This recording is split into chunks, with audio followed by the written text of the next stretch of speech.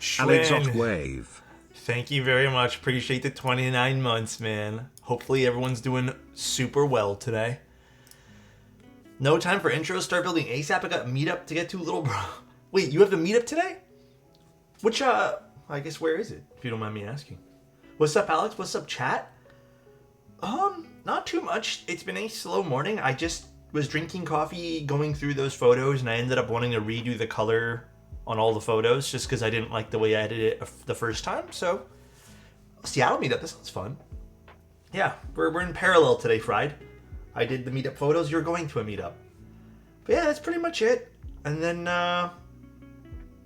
what else did I do over the last few days? Honestly, not a whole crap ton of stuff. I traded my thumb grip on my Leica from a black one to a silver one. That was really about it. That's all I did. Great hands. Thank you so much for the prime. I appreciate it. I didn't get the noti. We just started.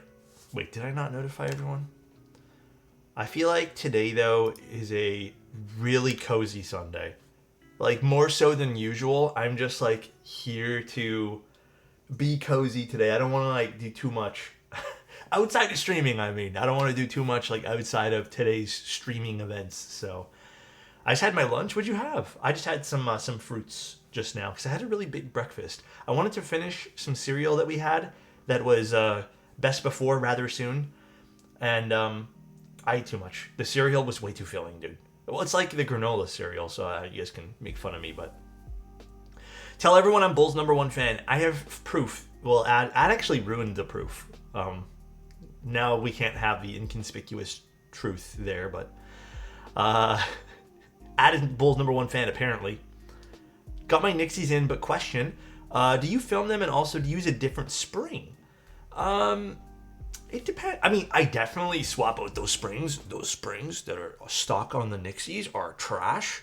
I would swap those out immediately. I think those are the worst springs out of any Switch possible on the market. Those I'd swap out. I typically use like a 53 to 58 gram TX spring, or you can use Sprit springs, or you could use the Wuche springs, which I think are really nice. Then, I really think that you don't need to film them, but I personally like the foam gaskets. So, the foam gaskets are very much my thing. Wait, today's no Lego stream? Did I not update the title and stuff? No Lego stream today. No Lego. Lego is already done. We already finished the Lego stream. Not because of shorts either, because he is appealing. If Alex was a fruit, to be an orange. Oh my gosh. Because I'm appealing. Dude, we did like 3.5 hours. You guys want to see the final result of it? Here, let me switch to the other camera here. Here was the final result. Although I think I made one mistake, which I haven't fixed yet, just because we ended up... Yesterday was... Yeah, I think I moved this over one by accident, which is really easy to fix. Just need to pop this part off. The grind is real. Couldn't let you guys down. We need to finish it. You powered through that Lego build. It was great. It was fun. I had a good time. When will legacy custom keyboard manufacturers make really good Hall effect keyboards? Good afternoon, you beautiful man. So, Shiori, I think that's already happening. But I think there's going to be two hurdles that get in the way of really good Hall effect keyboards. It's a bit of a long discussion, which I'll try to summarize. And I don't know if we're going to have this discussion today, because I feel like this can get really lengthy and debatey. But I think number one, first and foremost, no one's going to make really good Hall effect keyboards until there has to be some sort of unified or some sort of community style, hey, this is the only software we're using. So until that happens, there's some sort of unified or universal software, it's just going to be a bunch of brands taking stabs at software, and no one's going to like any of the software. I think the only one people really enjoy right now is the Wooting. I think there might be one other brand, but software being number one. Number two, people are already making great cases for some of the Hall effect stuff. When it comes down to really good sounding, I think there's limitations with really good sounding Hall effect. Like there are pieces that just don't work the same as something like MX. So I think there's going to be, unfortunately, a sound profile that Hall effect will have, And maybe there's some other ways to do it, but I feel like there is a sound profile for Hall effect. So once we kind of, I guess, find that, like, okay, this is as good as it gets for Hall effect, that's when we can be like, all right, is this for me sound wise? But I don't know. I feel like there could be some interesting things you could do, but we'll see. We're going to be doing the QK101. And you asked what color did they send me? They asked what color I'd like to see. And I'm a big fan. If I'm going to do a large keyboard, I'm a big fan of silver. Give me silver every day of the week. I think silver for me when it comes to larger format keyboards, 100% my vibe. I think it's very neutral. I think we can all appreciate silver. So I think they sent me silver. I've only taken a look at the PCB. I didn't really... Oh, I can actually see it now. Yeah, it's silver. But it is silver. Yeah, silver are great, open to more keycap options. Agreed. But yeah, we're doing the Optica soon-ish. Alex, sound dampening magnetic switches. Wouldn't that sound more like bassy? Wouldn't it be like more of a bassy sound? Thanks for the explanation. Anytime, Shiori. But yeah, I hope you guys had a good weekend, by the way. Little chit-chat before we get into the board. I hope the weekend was good, man. I overslept last night. I don't know what happened. I feel like I've been doing this the winter. I feel like I get like this. I kind of sleep an extra hour or two, which I don't like usually, but I feel like last night it was really refreshing to sleep an extra hour. I think I passed out pretty hard. Ow, I just kicked something. Silver with pink keycaps though. If I had some, actually we could do pink keycaps. I haven't really thought what keycaps to use today. I was going to get the Optica, but got a Mode 65 instead. I think the Mode 65 is an excellent option. I think the Optica is really nice. I'd like to see it, without the issue that we saw last time, but I hope 2025 is the year of folks selling EC kits. I think we're going to see a lot of that. So I would keep your eyes wide open, Pocket, because I do think we're going to see a lot of EC stuff coming out. Keyboard has a video to mod HE boards and got some pretty good range of sound. Yeah, I've seen some of that stuff. I still feel like it'll never be quite the same level of MX, just because MX has a different way the switch goes up and down. Like, there's more of a top-out sound with Hall effect, while there's not a huge bottom-out sound, or at least the bottom-out sound isn't exactly the same, I've found. And at that point there, if you're just modding your Hall effect to basically, I guess, sound like an MX switch, and you don't plan on using any of the Hall effect features, why not just go with MX? The Gateron Jades have some nice bottom-out sounds. Yeah, I still find they're a bit thuddy, but I'm interested in exploring some too. I unfortunately made the mistake last night of buying Balatro. Oh, dude. Balatro is one of those games where I have the Apple thing where I get, like, all the things from Apple. And, it came on Apple Arcade, and I have a Mac, and I was just like, fuck it, I'll just install it. It came with this thing that I had, the subscription. At first, I was like a little bit, all right, what is this thing? And then I also got hooked for like 6-7 hours that day. I think I did not work that day, the day that I installed it, and I'm like, what is going on? But it's a genuinely fun game. I did find myself, I got burnt out on it rather quickly. Like, the replayability on it kind of got a little stale for me. But I think I still put in like 20-30 hours before I said, is this really what I liked playing? But it's still really good. I really enjoyed the first few runs were extremely satisfying. When am I going to do Jokerless? I don't think you can do Jokerless very well anyways. I feel like you'll be capped out on that. Hell Let Loose, yes, I will continue to shell this game. That's what you've been interested in at. Oh, by the way, little off-topic conversation. Bro, the new League of Legends, that new quick play shit they put in, is fucking trash. Why did they change the format after all these years? It's like too fast-paced now. I don't like it at all. Like, we were playing last night, and it's just like the towers die in like a few hits towards the end of the game. Like, I don't get it. I don't like it one bit, dude. I don't really even understand what prompted the need for that change. keep time? It is keep time, yeah. Do you have a preference on length or number of stages of springs? Length depends on how snappy you want something to be. Last night I read an article, NASA wants to probe deeper into your anus than ever before. I was like, NASA better take me out to dinner first. Zany 2025. Oh my god, Zany and Gurn, thanks for the bits, dude. Thank you, man. Thanks for the tracking me anytime, Zan. It's weird, did you not get an email from the company, Zan? You should have gotten one. That's why it was confusing to me. Unless they stopped doing that. Yours is one of like 4 that I actually shipped with Canada Post. So, everyone else, it's still cheaper right now because Canada Post rates went up for some weird reason. That is so strange. Yeah, okay. I know all the UPS people got emails. Maybe it was just the Canada Post people. Top players can do it with 40% plus win rates. Jesus. Yeah, I don't know. I'm not a top player, obviously.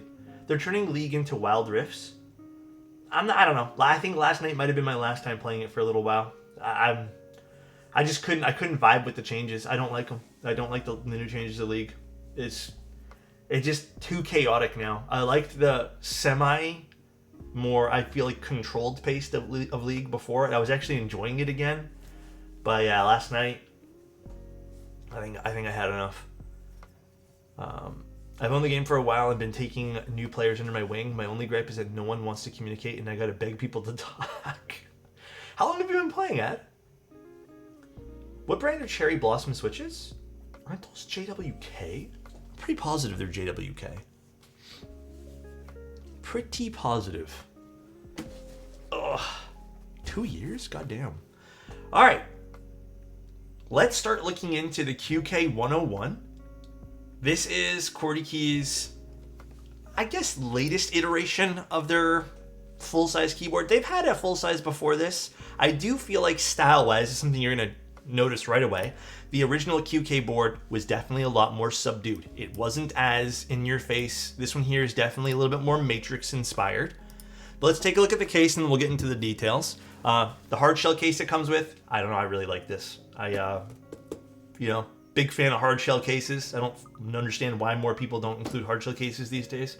I feel like more people have been opting for boxes with foam, which I guess is debatable.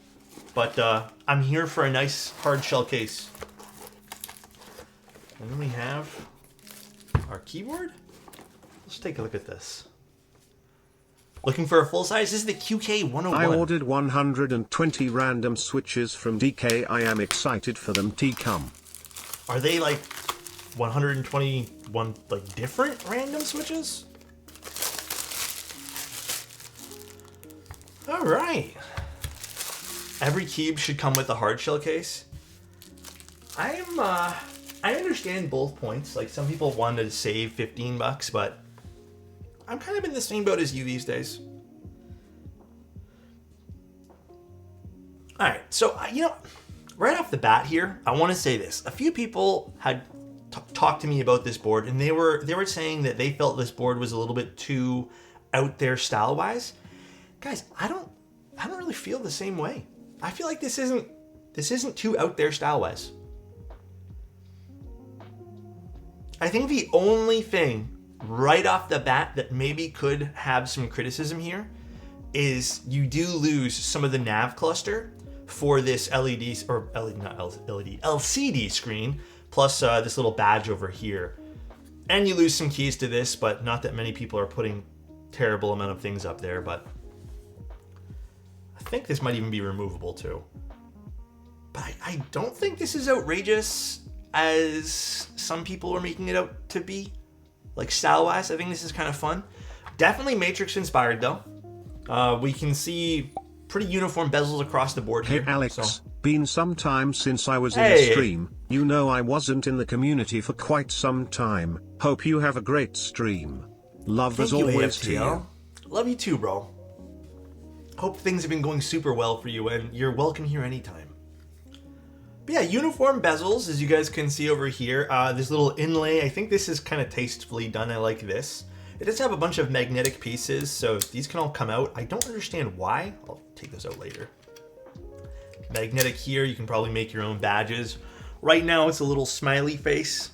with a lot of plastic overlays on them. I gotta peel those off afterwards. But I don't see this as being too overly complex. When we flip it over to the bottom, I feel like maybe this is kind of where it gets overly complex. It says pod here, but low-key that kind of looks like the word poo.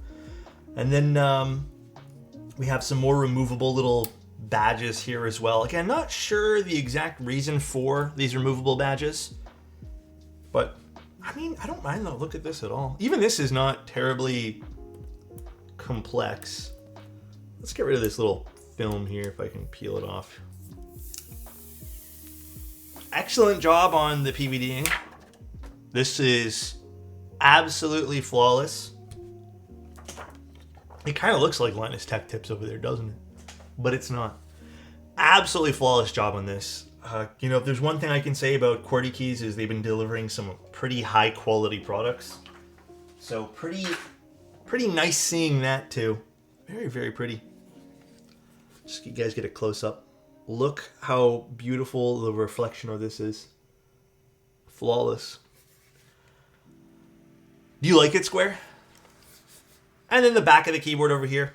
Again, pretty simple. Nothing too crazy. You heard it here first, folks. Alex thinks this board looks like poo. Oh my god.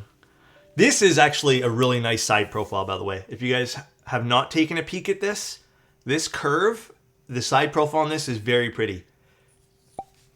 They did a really good job with implementing money, this. Finally. Oh my gosh. Numpad money. Very, very pretty side profile. I really like that. It's not too overstated. Now, in terms of front height, let's see what this is. I don't think they... I mean, I did look at some of this stuff here. Did they list a front height that I just didn't see? They say 19 millimeters. Let's just fact check it, I guess. Yeah, definitely Matrix inspired. It's definitely not as, I mean, at least the Falcois series of Matrix.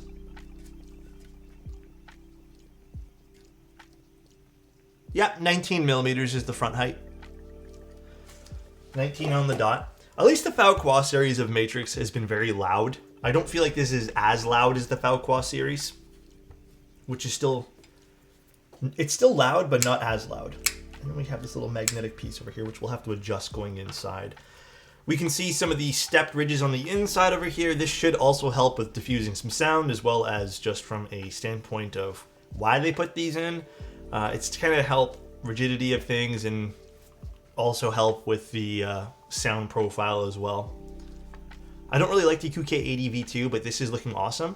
It looks cool so far. I wrote down a whole bunch of notes about this that I kind of took and I want to share with you guys. So first and foremost, there's 9 colors, which was nice to see. Some really pretty colors. Again, silver was my favorite on that list.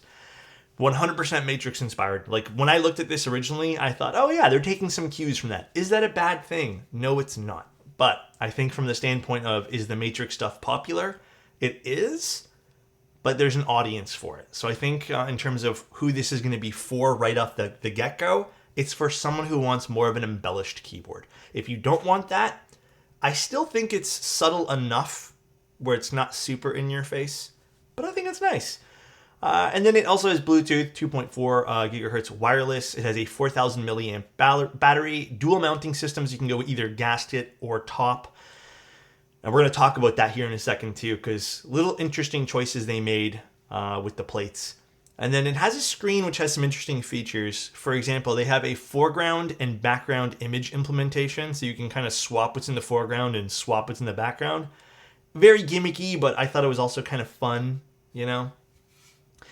Now, it has a 1.2 mil PCB and a 1.6 mil PCB. The 1.2s have flex cuts, and I don't understand this particular option. And I think this was not disappointing per se, but kind of just a weird direction to move into.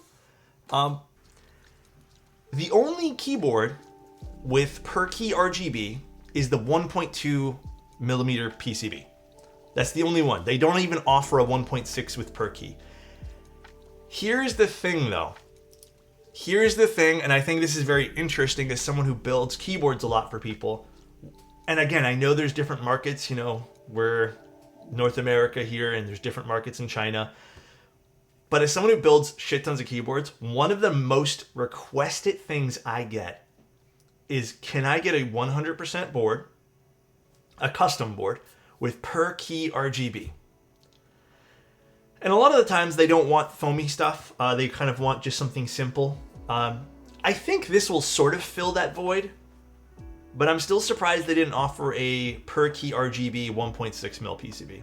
But I think for the person who doesn't really care too much about the nuances of, you know, what sound they want, they just kind of want a per key RGB full size, I think this will fill that void. But again, little piece of me really wishes they had per key on 1.6. That's it. I really, really wish they did. So small little criticism there. Why not open it up to 1.6 as well? A wired version? I mean, technically you can just plug this in wired, unless you don't want the batteries at all. Like you don't want the option for a wireless PCB at all. Then you don't even have a choice there, it is what it is. It is a 7-degree typing angle, and then it also has some interesting plate options. Now, I don't know what plate they sent me. That I don't know. The plate options are kind of wild and interesting choices as well. So, here's what we're going to talk about with plates. They have implemented what they're calling an integrated plate cushion, which is essentially foam above the plate. I originally thought when I was going through this that they were only going to be offering plates with this plate cushion. And I was a bit bummed, but they do offer the plates without the cushion, which is fine. And they also even offer plate stab versions. So if you don't want a PCB mounted stabilizer, you can get plate stabs, which is interesting as well. I don't know exactly if the cushion is going to be a different material, but it's an extra $7 if you want to go with that. And by the way, the keyboard starts at $240. There's actually not a lot of variation in pricing you can get unless you just get like the per key RGB board, which is an extra $10, and the cushion, which is an extra $7. But essentially, it's more foam. That's it. I guess a little bit of a disappointing note, which they're claiming is due to, I guess, longevity of the plates, is they're not going to be offering things like POM or polypropylene this time around. And again, word for word, let's see if I can find exactly what they said here. Word for word, it's due to long-term deforming of the plate. The only thing I can think of is because the plate is one giant piece, and maybe there's some deforming that happens with polypropylene or POM when it comes to longer pieces. I don't know though, because I have never used polypropylene or POM for, I guess, an extended like years amount of time. But I went back and I just, when I was reading that the other day, I was going through some of my boards and I'm like, do I have any POM plates or PC plates, or not PC rather, but PP plates that are deforming? And I opened a few up and I couldn't see anything. The only thing I could really think of is maybe they're trying to avoid a headache and they just kind of worded this incorrectly. And maybe the headache that they're trying to avoid is because this is such a big plate and it's not cut up into smaller plates like sometimes people do with larger projects, is sometimes polypropylene and POM with different environments can shrink and warp due to different, temperatures. So I was thinking maybe it's just really to avoid that whole situation from happening. So I get it. So soft, I'm sort of not surprised. Yes, I know what I just said on I stand by it. Yeah, I know, Burn. I can see it with NK and others having issues with them, and they don't really want to deal with it. Yeah. So, again, it's a bit of a bummer that we didn't even get a polycarbonate plate, because I would have loved a polycarb. Again, I would have preferred polycarb over FR4. Personal preference, I'm just kind of talking, what I would like to see.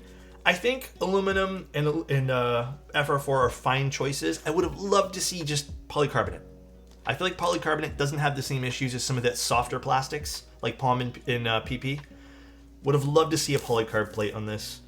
Doesn't look like we got one though. And they did send over 2 different plates. So I think we did get one with the cushion installed, which again is just foam. And we got an FR4 with no cushion. I'm not sure what we'll use today though. I wouldn't think polycarb would have the same problem though. Yeah, I wouldn't think so either. So, I don't know. But again, maybe it's to avoid problems. That's the only thing I can really think of.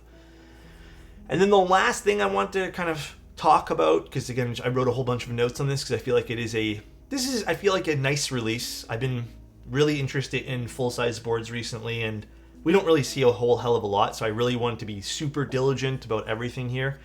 This is a pre-order, but it's a very short-windowed pre-order, and then I think it's going to go in stock, or they're going to have rolling batches.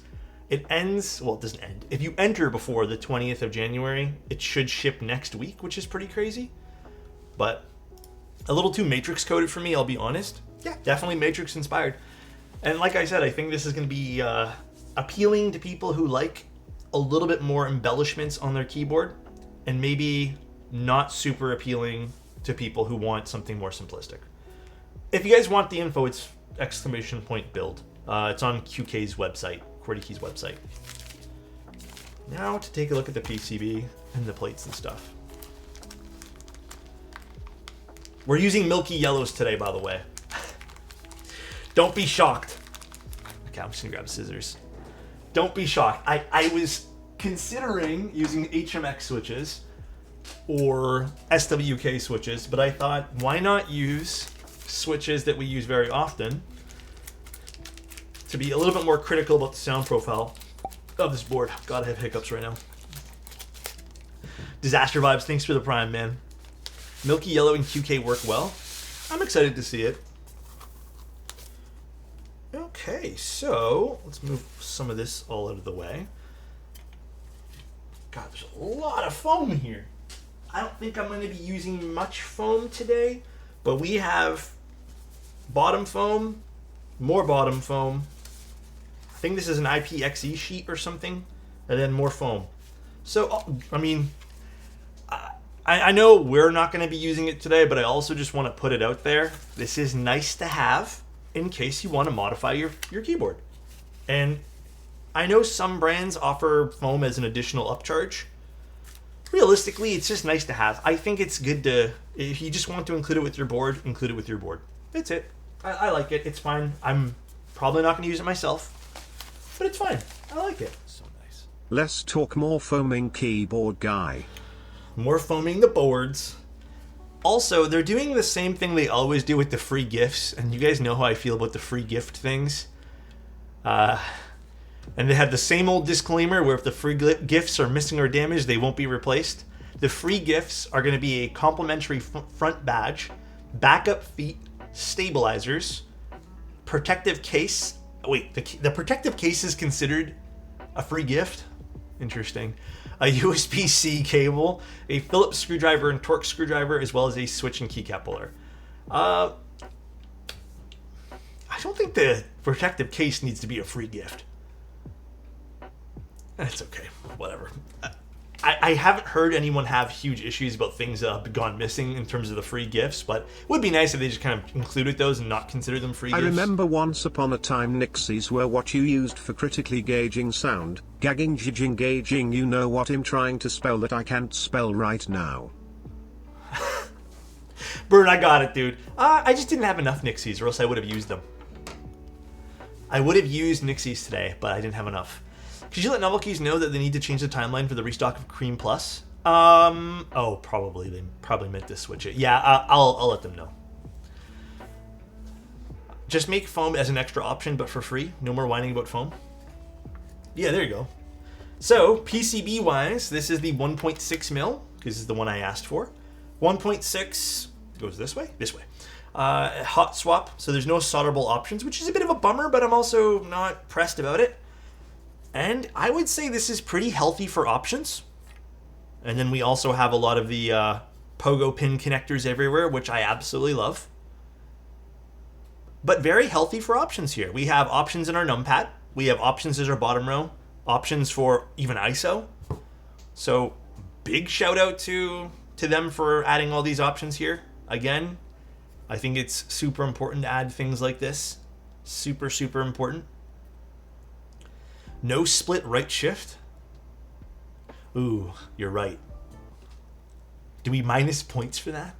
Does this board instantly become bad? No, I think it's fine. I think that's totally fine still. I'm surprised. They went through all the trouble, actually. You're right. And they didn't add that, but yeah, interesting.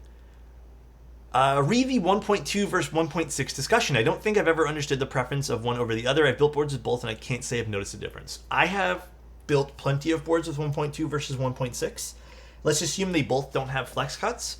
I can definitely notice a difference most of the time between the two PCBs. There is a slightly thinner sound profile. Again, maybe a nuanced conversation, but there's a slightly thinner sound profile that comes from 1.2. I do think with 1.6 you get a little bit more of an undertone of bass, which I prefer. There's also some extra rigidity that comes from a 1.6 millimeter PCB, which again, maybe that's more my thing. Maybe I like that particular variant. Is there enough difference between a non-flex cut 1.2 and 1.6? Maybe not to everyone. Usually I don't mind interchanging the two, but the 1.2 mil PCBs they're offering with this do have flex cuts, just as a little heads up. So, all right. Now, we've taken a look at this. Let's see what else we got in the box here. Let's see what else we have. We have 2 plates. Burn, please. Also, TT Keep, thank you so much for the raid. I appreciate it. Thank you, thank you. So this is the integrated foam variant. Do you guys want me to use this today? Should we use the integrated plate foam? Or no? I guess it has to go this way. I feel like this would be a bit more PE film leaning, I guess. It's soft. I mean, it's definitely soft. You can see it even just... Interesting. I don't know if we try this today. I don't know if you guys want me to. How does cushion affect the sound? I'm really not sure. I would assume it's going to be a bit more of a poppier sound profile. Hey if Alex, call it that. are those switches the ones we never used in the history of mankind never for used anything these. ever? Wow, No. they look nice. Can you explain how do they relate to your particular preferences for chips? You look like a bold guy with bold tastes. Oreo, O and Oreo, O and O, Oreo. Can we Oreos, ban be Anik for rare. making fun of me today? He came in swinging with my bold guy with bold tastes look. That's crazy, dude. Is this kind of interesting? Never seen it before. Is this common? I've never seen something like this before where they have this integrated plate foam on this. I don't know. I'm down to use it if you guys want. High key.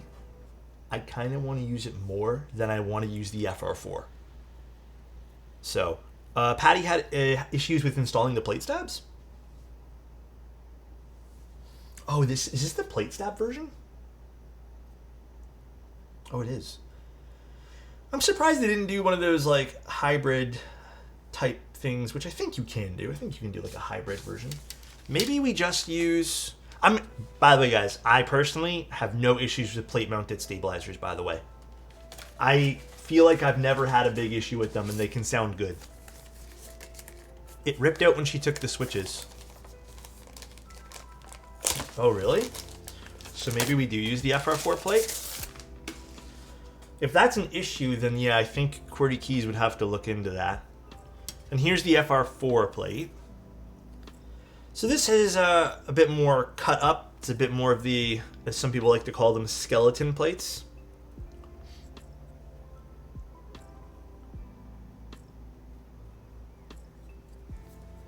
So we could use this instead. Actually, yeah, someone mentioned wire. Is there usually a wire cutout on these particular ones? I don't remember now.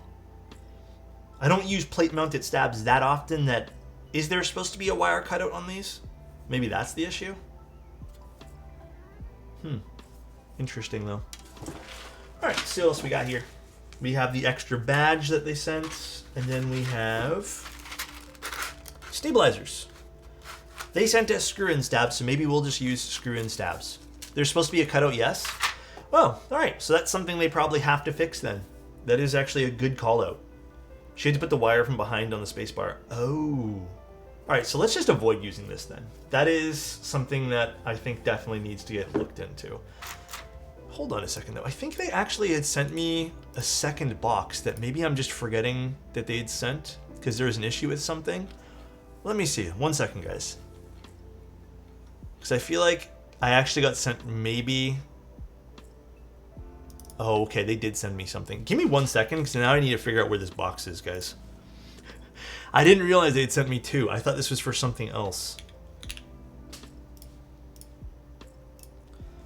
Because I was going to say, I think I'm missing a few pieces for this that are not in there. Let's see. Did this deliver yet? What's in the box, Alex? What's in which box? Okay, let me go find this box. Give me a moment, everybody. There's supposed to be a cutout, yes, though. Where's the rest of the plate? That's because it's flex cut. Is that why? 1 sec, guys.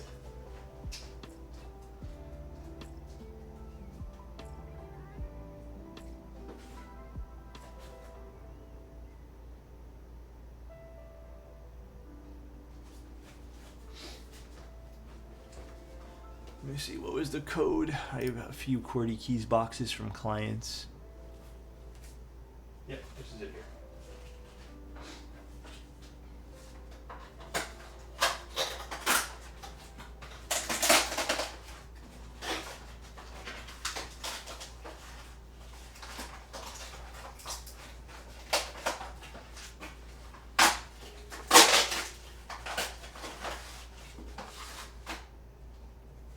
Damn, that was a big box for this. Oh, okay, I see what they forgot to send. The gaskets and some feet and screws. So that is the other thing. This is the anodized silver, I believe. Because that's the one I requested. I don't think this is the gray. I think the gray is a bit deeper. Alright, these are important. Good thing I remembered that. Alright, I'm not going to use the aluminum then. If we're going to have problems with that, let's just cut that out right now. And I guess let's start installing our stabilizers, and then we can jump more into this. But how do you guys feel about the design of this? Is this too much? I'm going to be real. This is one of the few QWERTY keys boards that I had actually requested to take a look at because I liked the way this looked. I thought this was a neat board. I liked the styling of this. I thought it was different enough. And I also have been really into full-size boards. So this has been... you think it's too much? That's fine. You could try to see if it fits. Oh, nah, you know what? I think I'm just going to avoid using the plate that might have issues. I don't know. I think it's nice. I don't think this is too much personally. I think I've seen too much. And I think this is in good standing for me. I don't mind this. I feel like once we build this up, we might like it a little bit more. I prefer a little cleaner. That's totally fair. And I think that's very valid. Well, luckily, we can swap out this badge. I also don't love the smiley face. The other colors are really pretty too. I like the spray coated version. I think the spray coated version is really pretty. I prefer the QK100. Yeah, I do think, and I'm surprised they didn't go with a more subdued version of this because I think they could have still implemented the screen very nicely. But for what it's worth, this is one of the very few boards that I feel like I personally think is just the right amount of character for me. So you can replace the smiley with the QK logo on the back. Oh, are these interchangeable? Oh yeah, I guess they are. We could replace it, but I like this basic one over here. I'm happy to see more full size. Now the QK100 is boring. 101 accent above numpad looks a bit cheap. I think it would have been really smart of them to make this removable instead of fixed. If they had made this one piece removable, this could have been easily something I feel like a lot of people could have just vibed with and just got rid of this piece. But I'm very surprised they didn't make this piece removable. I feel like this could have been really easy to implement as a removable piece. But I agree. I think this might be one of the few pieces that feels a little bit off. A little bit ill-conceived, maybe. No, I don't think it is, because there's no option to remove it on the PCB. I thought it might have been at first too, but no option to remove it on here. All right, let's start doing your stabs. 1, 2, 3, 4, 5, 6, 7, 8.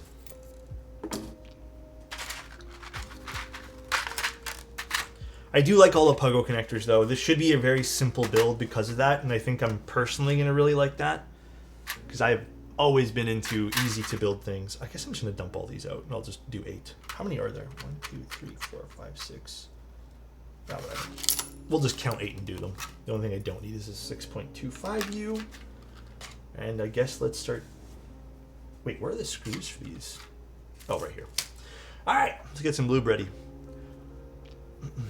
Stabs are already lubed from QK. I don't think they are. These look bone dry, so we're gonna lube them up ourselves. The QWERTY, I guess these are what, the Owl Lab stabs? I've never had problems with these personally.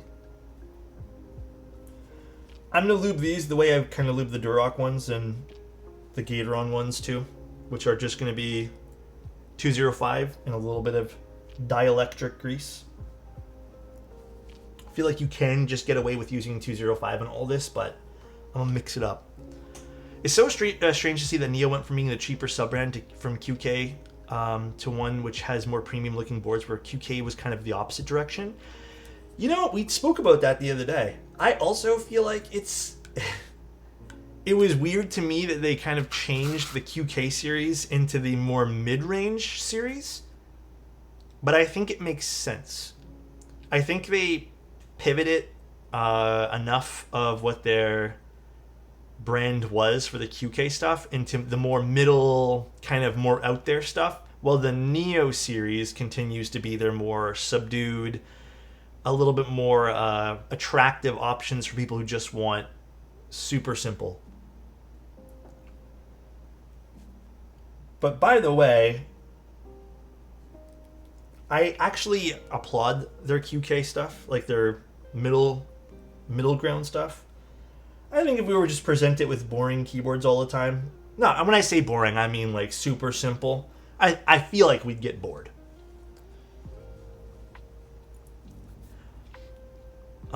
Agree, QK straying into the Matrix knockoff. I wouldn't consider it to be Matrix knockoff. Definitely inspired, and I think that's fine.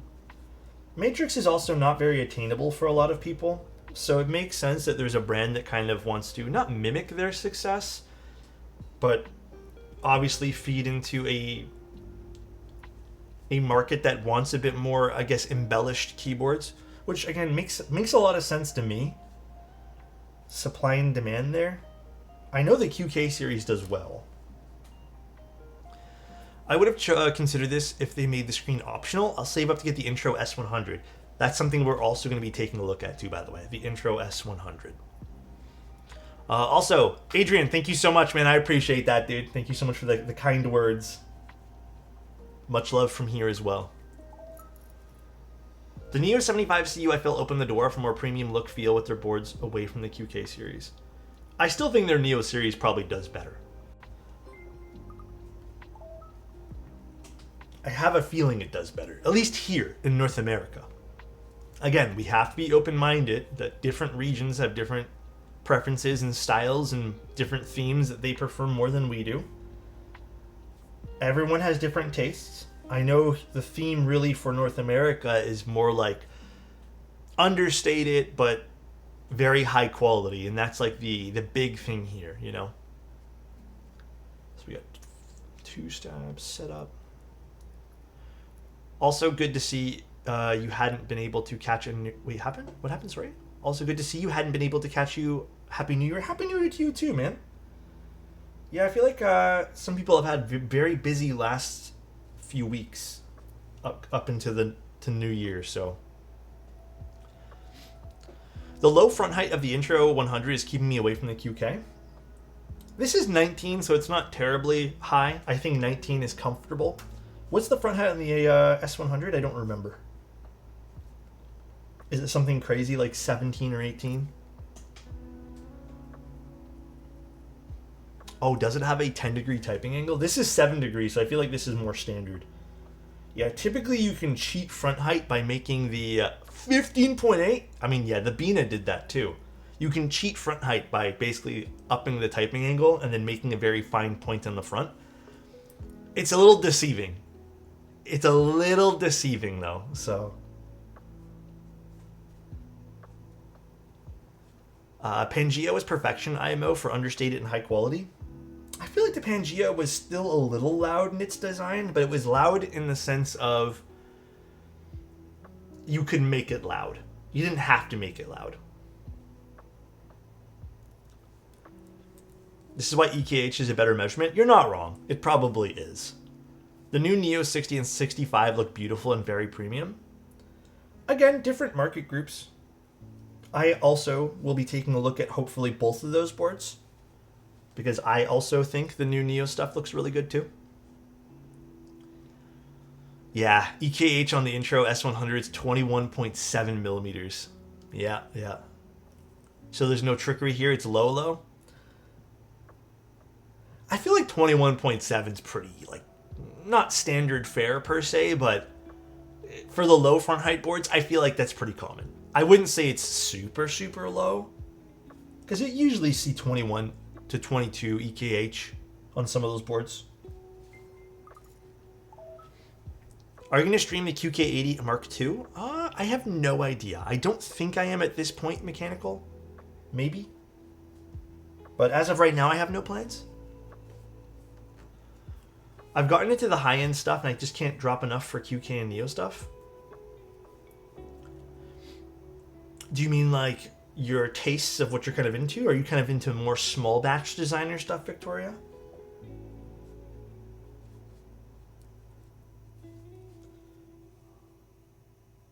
Looping stabs is also very, very relaxing. Isn't that just this without the numpad? Sort of, I guess. Might sound different, though, because this is one giant plate. I do think that I would have loved to see if they'd split up the plate in PCB, because I know a lot of bigger boards that do that, they can get more consistent sound profiles out of their boards when they do that. But it's okay. Adrian, what's up, dude? What's up? Hopefully they release a Neo 100 CU. Have they done a Neo 100% board yet? Come to think about it, have they even done one of those? I feel like they haven't. But maybe I'm misremembering now.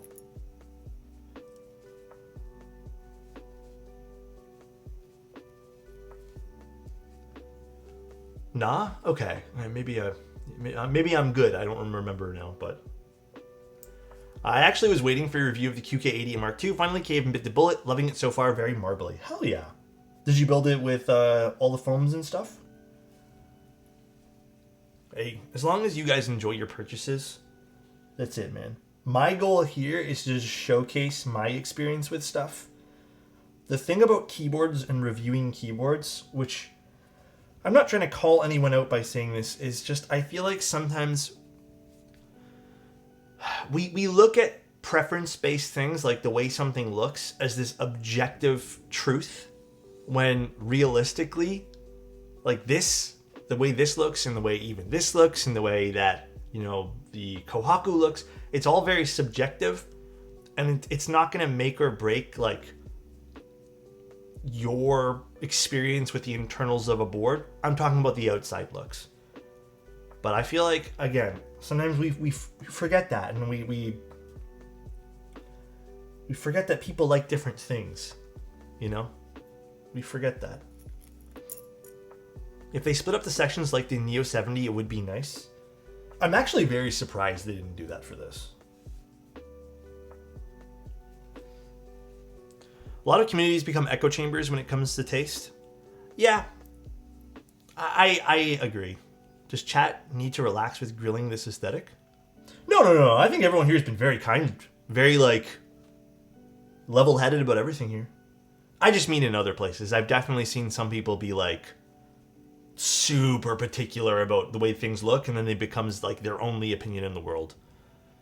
So, as somebody who likes how this keyboard looks, yeah, I mean, I still think this keyboard's not a bad-looking keyboard. Perhaps the only thing I don't love is this. That's it. Hello, Alex. I'm new in the world of custom keyboards. Hi, how you doing? I'm planning on buying the QK101 with RGB, but I've heard that it's quite bad, or I guess quite bad, next to the no flex cut one. I don't understand why.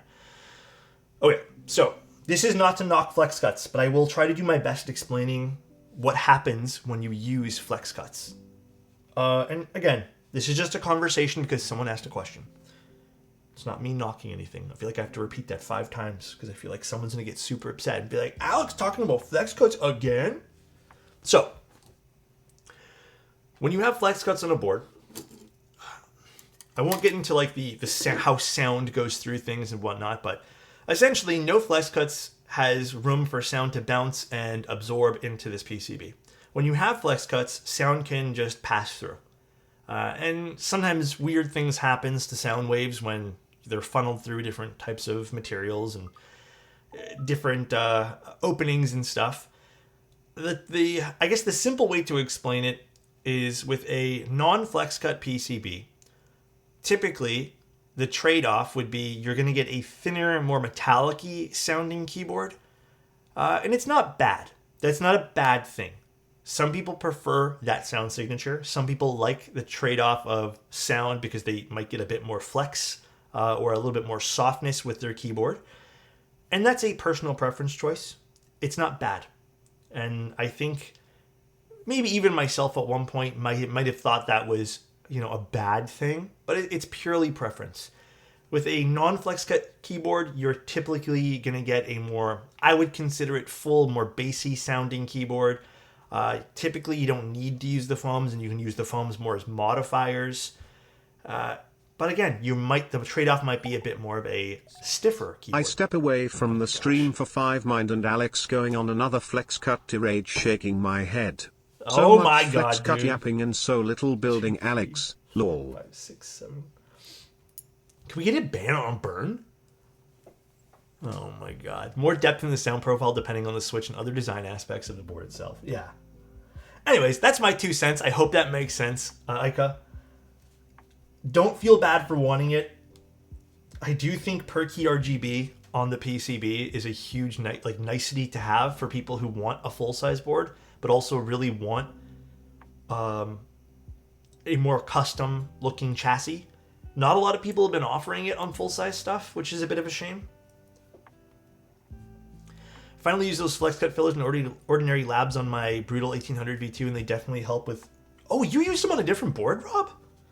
I haven't even thought about trying that. Is that a new hack? I didn't even really think about trying that at all. I would assume that they were made only for their board.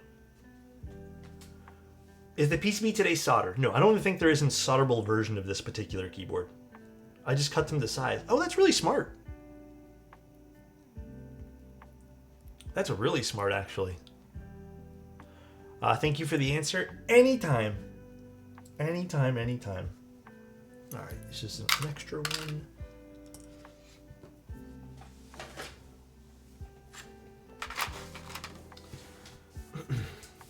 I'm also waiting for the Neo 65CU. Looks pretty dope. I'm going to sell my Zoom 65 V3. Very disappointed in that board. Very dull sounding board. Yeah, the thing with Wuche's stuff is it has a very particular sound profile that you either hate or love. And it definitely rings a little bit more thin. And again, I think that's just the style. Like the fad in China is they prefer feeling. Well, I wouldn't say like they prefer anything, but it seems like feeling is a big thing there. While here, people in America and in Canada and North America, I find it seems to be more sound driven, and it's a very particular sound profile. So, any tips for improving the Iron 165? Oh god, dude. 2 big things you're going to need to do with that board. That board was, in my opinion, so poorly designed for internals. First thing, let loose on the screws a little bit. Now, the screws in that board, if you over tighten it, it makes the whole chassis just like clamp together and not feel and sound good at all. Second thing, I would even say remove all the gaskets on the top of the frame except for the ones in the corner. So under the spacebar, everything, and even remove the gasket underneath the spacebar area or on the bottom. I feel like that'll help liven up the board. It's just way too compressed. Yeah, you could even try a different material. But dude, for the gaskets, but dude, that board compresses way too much and everything feels like it's clamped together and the gaskets barely do their job. Like they're so compressed that the gaskets sometimes don't even absorb the vibrations properly. But yeah, there's a lot of compression happening. So try to give a little bit on the screws in the bottom of that case. See if that helps. But it's a bit of a tricky one. Weren't the iron boards designed with tactiles in mind? Oh, that's the first I'm hearing that.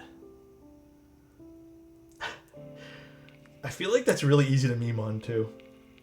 I've never heard that before. A thinner gasket would probably help too, yeah.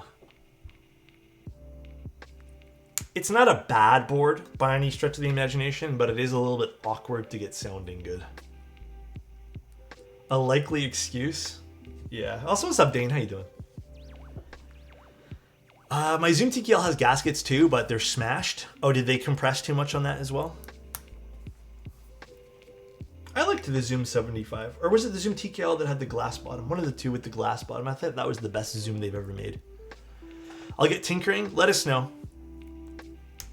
Try the most non-intrusive thing first, which is just letting up on the screws a bit, and then try removing some gaskets.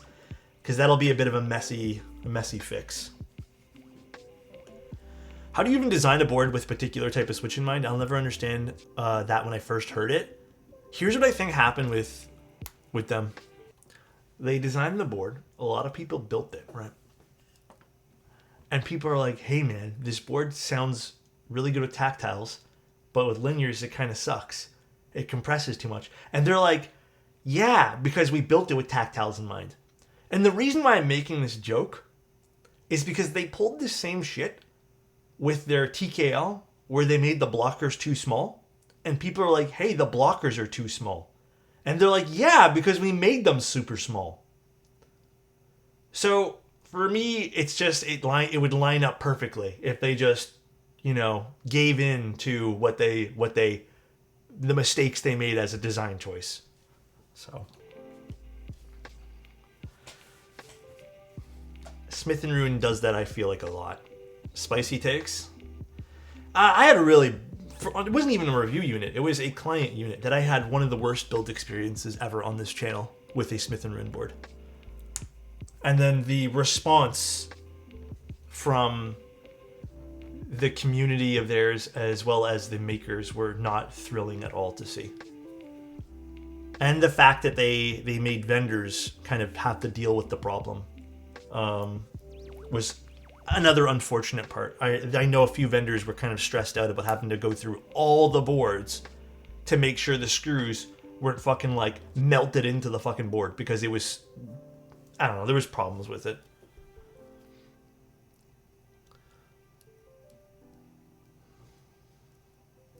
They're not bad boards, but I think they could be better. Designing around a specific switch is complete BS. It's completely random. Yeah, I agree with that. I feel like even in the sake of tactiles versus linears, it wouldn't even matter. I don't think there is a way you can properly say, like, yes, we built this around tactiles. I had an issue with SNR board as well, and the response I got was LOL sorry. Yeah, I've never really been a big fan of the way they portray themselves on the internet, as it were, but I've always, since day one, I've always been a bit of a big criticizer of Smith & Ruin. They weren't for me when they first came out, and as I built a lot of client builds, I just kind of, like, I know how to build them, and I know how to get them to sound good now, but originally it was just such a pain. Oh, this is perfectly straight, beautiful. SNR is the next Rama, mark my words. Are they still doing projects? I don't even know if they are. I think they did that last project and it didn't do super well, so I don't know if they're still doing things. But yeah, their responses are piss poor. Alright. Oh, one other thing I wanted to talk about this, and this is, I guess, kind of a criticism to QWERTY keys here. I believe they have a JSON file for this, and you can use it in One second, guys.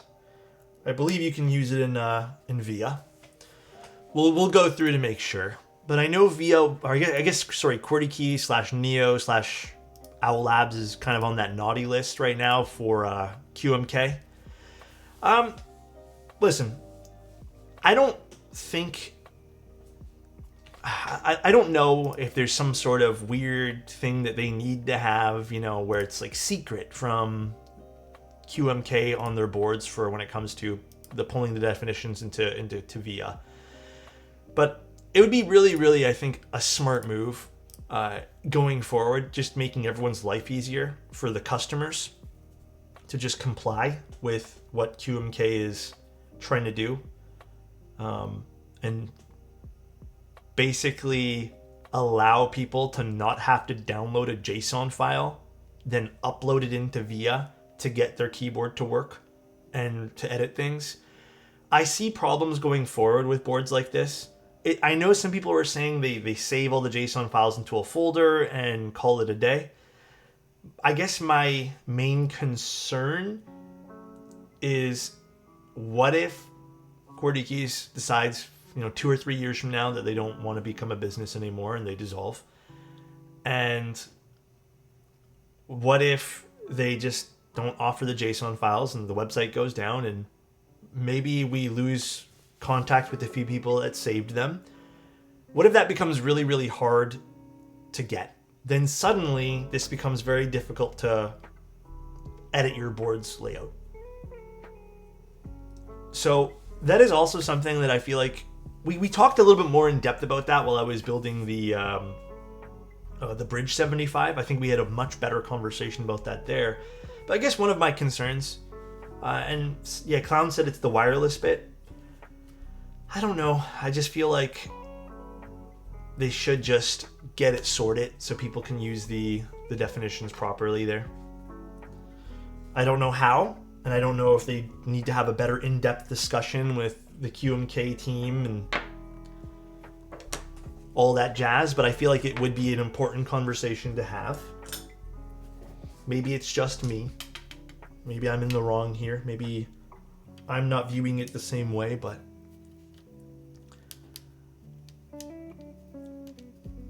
ooh, these are a little tough to get in. Let's screw in one at a time here. I still can't find my screwdriver, by the way. Oh, I just dropped my brush. Still can't find my screwdriver. Kind of bummed that I lost it. I think I threw it out by accident. I think when I was building all that furniture and I had used this for a small part, yeah, I think I put it inside one of the boxes and I think I chucked it. And I didn't realize until way after. Bit of a bummer. I'm a bit sad. Took ages to find the correct JSON for my Zoom file, to be honest. Yeah, I mean, for me, it's going to be something I'm going to be talking about a lot. So if you guys are already sick of me talking about the JSON stuff, but it was brought to my attention, and I agree with the side of making consumers' lives and customers' lives easier, If that means adhering to a few things and standards that the company you want to put your customization into is asking, and it's not unreasonable, which it isn't, as far as I know, then I feel like you should.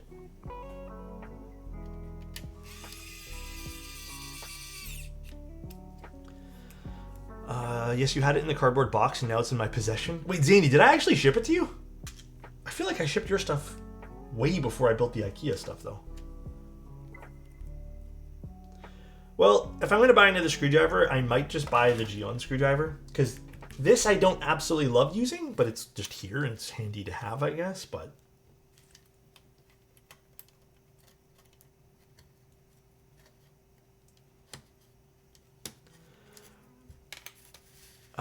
now we're talking about the JSON files. Does a keyboard need a different JSON if you're using it for Mac?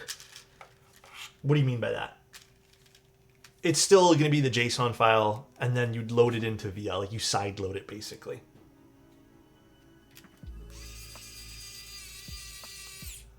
The ability to sideload a JSON into VIA was put as a development feature, not for normal users. Yeah, I also don't disagree with that. I agree. Like I said, I'm on the side of I think people should just work with them and get that fixed. I can buy a replacement one for $9. Oh, did not know that. Maybe I will do that so I don't feel left out for my iFixit kit. All right, we're just gonna put some stabs in again. I'm not gonna use foam today. I feel like today is gonna be a foamless day. Maybe some foam on the bottom if we so feel the need for it, but we'll see. I've been trying to switch my Zoom to Mac and my dad, so my dad can use it, but I just can't get it working. When you say switch it to Mac, what do you mean? Like switch the mode to Mac? It should just automatically start typing though. I don't think the Zoom has a particular like Mac versus Windows feature though, does it? Percent Studio's own website is abandoned to the degree I tried so hard to find their Discord server to find a JSON file. Dude, I know. I feel you there, bro. That's why I'm saying, like, knowing what I know now, and, you know, I personally was under the impression from speaking to people that the JSON files were just because VIA was slow to approve all these things. But, you know, when it came out that it wasn't so much that it was not being approved, it was just not people following guidelines, as maybe for lack of a better word. But yeah, when I found that out, I was a little bit disappointed.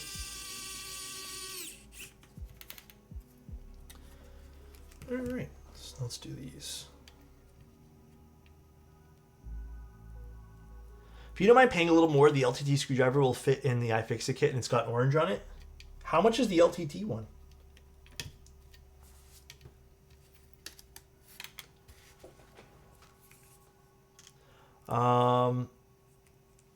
Isn't Percent Studios known as this weird company that leaves customers in the dust? So I feel like Percent Studios has had really they've had ups and downs with their customer support. And I hear a lot of the times it's due to language barriers. But then, you know, I don't always buy that myself. But I think it's more due to the fact that I think Percent is better set up as a design studio and someone else should handle all the other stuff with Percent. I feel like that's what probably should be happening, and I think in the future that's probably what's going to happen with them, is you're going to see other people vendoring their stuff and kind of putting the onus for support on the vendor. Any good polycarbonate top keyboards, 75 or TKL to recommend? I'm actually not too sure. What's out right now? What's out right now for a polycarb top? What is my favorite set for a PC board? Cass, how you doing, by the way? You can literally use anything you want for PC. PC is so versatile that you can kind of just pick and choose whatever you want. And I think all of it will look really good. Yeah, QK is starting to vendor them, and I think there's going to be some other people who are going to start vendoring Percent stuff. So you should see other brands vendoring them. It's a shame, though. I really like Percent Studio stuff. I think it's all really cool looking, and they do a good job designing certain things. But yeah, their customer support's always been kind of ass. Yeah, you could go with the Sonnet. I think the Sonnet's probably a really good option. What's up, Toxic? How you doing, man? Thank you, thank you. Quick question. I ordered a Gem 80 and I'm very new to keyboards, so I'm worried that I'll have trouble assembling it. I don't think the Gem 80 needs much assembling other than if you bought a bare bones version, you're popping in switches. Which, in my humble opinion, I'd still take it apart. That way there you can assemble switches while supporting those sockets. But I don't think it needs much at all. Dude, I'm having problems with this little gasket right now. Why isn't the screw fitting through? There it goes.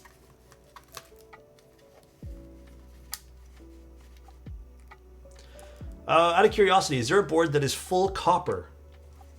I mean, there's been full copper things, but they're all very, very, very expensive. So, just out of curiosity, or we're down there. What are the things here? Someone asked, do I like the design of this board? Are you? I think this board's Nice looking. I mean, I'm going to be honest. I normally don't go for boards like this. But I think this is kind of a good blend of something that has some embellishments, at least on the top frame anyways. Well, I feel like I can still get away with being like, yeah, this isn't too busy. I don't mind this.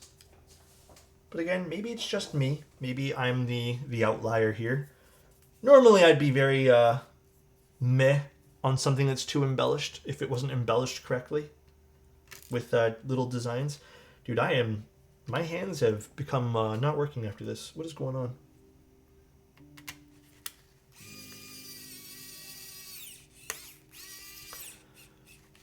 Yeah, Zany, I already said yes to that. I will ask them to look at that.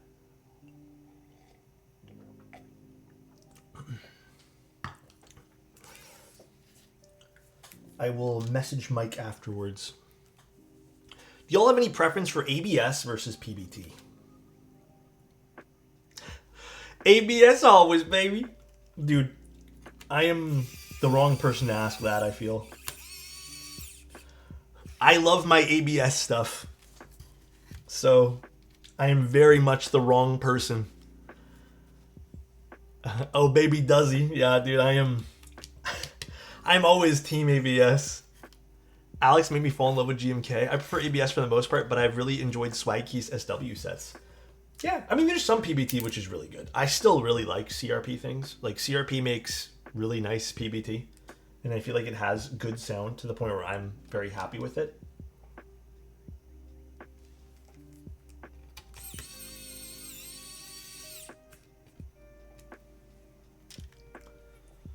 I saw a manga-themed PBT keycap set, and I was like, ooh. Which one? Dude, you know what, Cheo? If you like it, though, don't feel bad for buying it. I just like the sound profile of ABS. I do think there are some wicked cool PBT designs, though. It's just, unfortunately, the sound keeps me away from using some of those sets. Just because, again, that is my sacrifice I am willing to make when it comes to when I build a board, you know?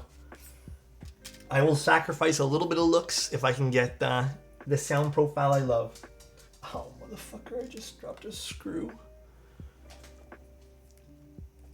Manga cherry profile. Are those like comic book style ones? The ones that kind of have those like 3D effect ones? Or am I thinking something very different here?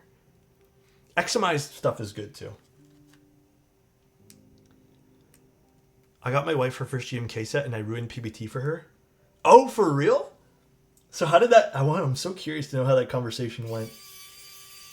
Was she just like, aha, I get it now? Quick, someone cue Creed my sacrifice up for the stream now. Wait, why?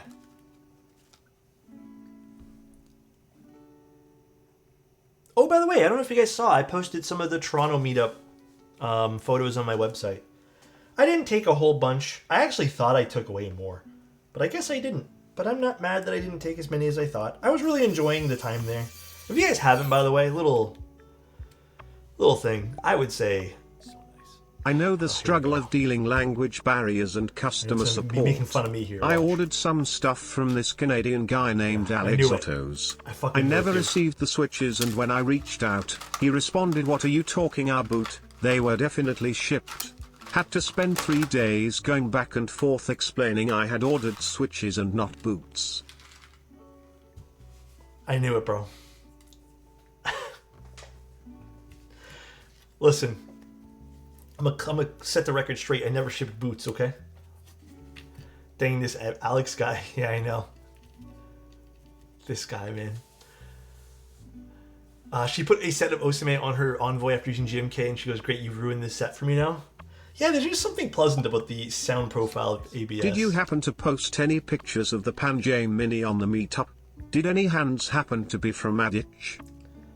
Listen, they're there. You guys can look through it. It's on my... Here, I'll send you guys the link. Here's the link. If you guys want to look through it, there's some photos. There's hands typing on the Pangea Mini, but I can't tell you guys whose hands they may or may not have been. They might be ads. Who knows? I only took the photo. So, I did somewhere. I think I made it into an Imager link, but I need to actually post it on my website as well, D-Wood. I should do that maybe this afternoon. I don't feel like that would take me very long at all. I have a pretty slow day ahead of me today.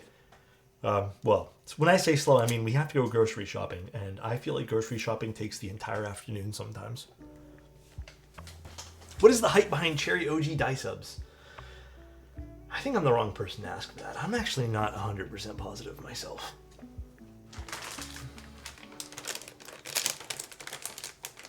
I'm a sucker for deep, bassy sounds. Absolutely. All right.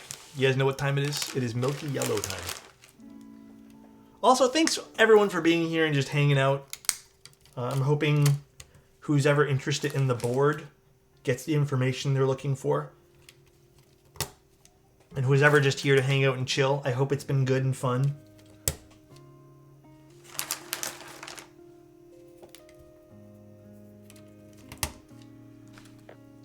Give us that info.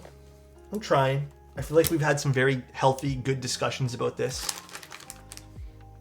What if it's not? Like, not fun? No refunds. Alex, what makes you prefer linears to tactiles? Strictly sound profile. I think I have developed a certain... I mean, it's a taste, you know, it's a bias that I have, that I prefer a certain sound signature that I just can't seem to get with tactiles. So, just makes me prefer one thing over the other. That's all.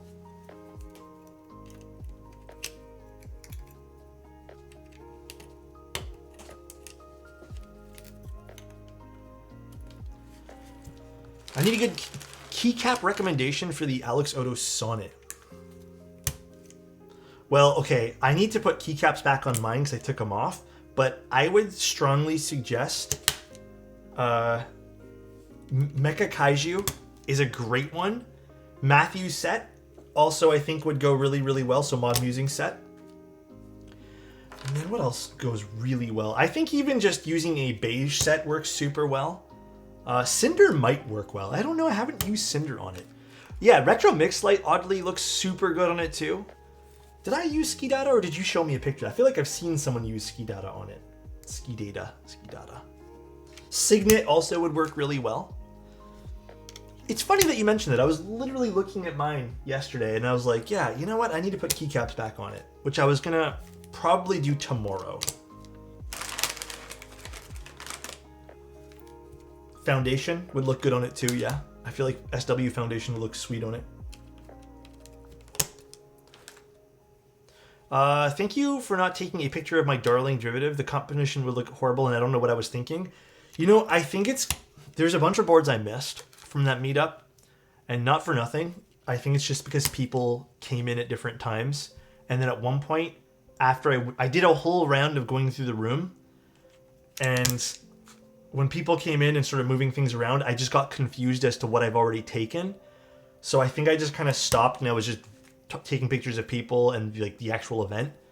So I kind of got lost in what I was doing, so to speak.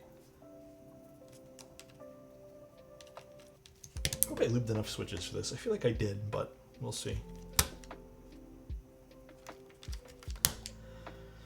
Maybe not. Maybe I did not lube enough switches for this. I liked talking to everyone else instead of the keywords. Yeah, you know, again, if you guys have not gone to a meetup, and you guys can go to a meetup, dude, go to a meetup. I really enjoyed the time there. It was so good, so wholesome. Everyone was so awesome. I think the last Toronto meetup, the mini meet that we went to, ended up being one of the few meetups where I went there with the intention of documenting it again, and then I just kind of stopped and I was like, man, I'm having way too much fun talking to people, and I just kind of like didn't take pictures towards the end. But it's nice. It's nice actually being around people who are into the same hobby as you, and then eventually you just stop. It's weird. You almost stop talking about keyboards and you just talk about other random things, and it's a very nice, cozy experience. So if you guys haven't done that, try it out. Keyboards, it's interesting, and I feel like we don't talk about this enough. Keyboards are a vessel of communication, I feel, in many different ways. You know, you type on them and you can communicate with them, for sure. But they also bring a lot of people together, which sounds cheesy. But they bring a lot of people together in various ways, you know, online through meetups. And I've met some hopefully lifelong friends and people here in the hobby, in this space. And I view it much more than just a hobby of building things. You know, it's a hobby that I've made friendships in. Kryzen, not big city. I know. Definitely a bit tough.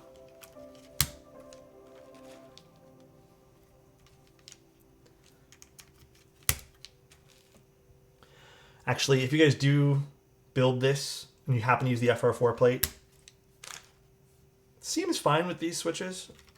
But I would probably start with the alphas and use a plate fork if you're using no foams. I almost forgot there was flex cuts on this, but looks like everything's clicking in nicely to place here. I've been meaning to host a key meetup in my area, but life has been busy. Yeah, I mean, that also happens too. Whenever you're ready, you can host it, and I'm sure people will, you know, in advance plan it. So, my dad was surprised to see this hobby's actually quite big. A lot of people don't realize it. A lot of people think the hobby's even shrunk, I guess, since COVID. And I think it has in some degree, but I think it's just as big as it was prior to COVID. COVID really accelerated the hobby's growth. And there's still crap tons of people into this hobby. Can you ask Mike to try and run a rerun of Foundation, please and thanks? I can maybe ask him. I keep on offering to build really basic boards for my friends because it's so much fun, but they don't go for it. Yeah, that's one of those things where they kind of have to want to come to you. I recently built a board for a friend. It was a gift that they gave to someone that they loved, and that was a fun experience. It was cool to see everyone's reaction to the board, I guess. Fun experience. The hobby has a lot of silent enthusiasts too. Yes. There are some people who don't care to be part of the community, or I guess they silently participate in the community is maybe a better way to put that. So you'd be surprised in how many people are actually in the hobby sometimes. I'm going to do this before we go any further here.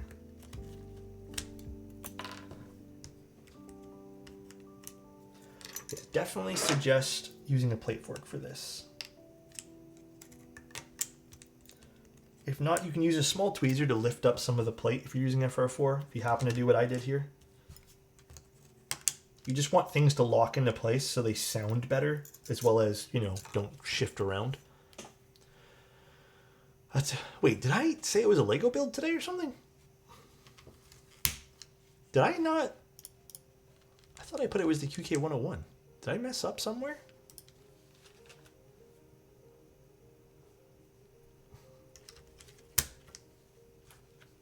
The community, Alex's in particular, is the only reason I'm still in the keyboards. Thank you, Lego. I'm always trolling? Okay, I was concerned. Discord ping? I did the Discord ping. I know that for certain. And it, okay. Hi, Manic. How you doing? No, the community is definitely why I've stuck around too. I know a lot of people think I'm just doing this for like a day job and stuff. But, there are, I would say, probably a million different less stressful options to do for work. I stick in this because it's something that genuinely makes me happy. That's it. Makes me happy getting to spend time with people, participating in a hobby that I see other people get lots of joy from. And to me, that is worth spending the time. A friend have actually asked me if keyboard on Amazon was good, and I'm like, oh, let me build you one. And they said, rather spend $30 and get it in 2 days. I mean, I get that, though. Some people, I mean, dude, I think that the big takeaway from that is not everyone's going to have the same hobbies. That's the big takeaway there. For a charity event a few months ago, I made a ton of little custom Switch testers to give away. My ulterior motive was Keep Cult recruiting. That is very smart of you. I respect the fuck out of that. That is very conniving as well. I love that. I should do something like that. Just give away keyboard stuff on the street and be like, check out the custom keyboard scene. Join. I feel like it's hard to appreciate a custom keyboard until you actually use one. Yes, that is the other big thing. I do agree with that wholeheartedly. It is a smidge difficult to understand sometimes unless you actually used it. It is indeed. Switchfork? I made the boo-boo of doing the edges first, thinking that the FR4 plate... I forgot that it has the flex cuts on it, so my bad. But it's okay, we're getting through it. Ain't a big deal. Foldable table at Dundas Square, bring a few boards. I don't know if I want to do that. That seems like maybe a bit too much. Maybe I'll go somewhere less inclined for people to be very hateful towards me. I don't feel like going there.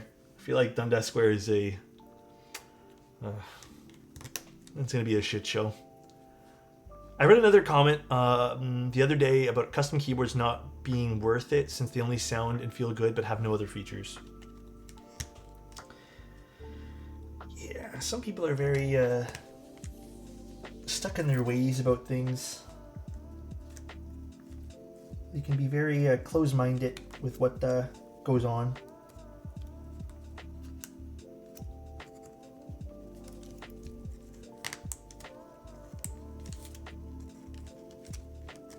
Okay.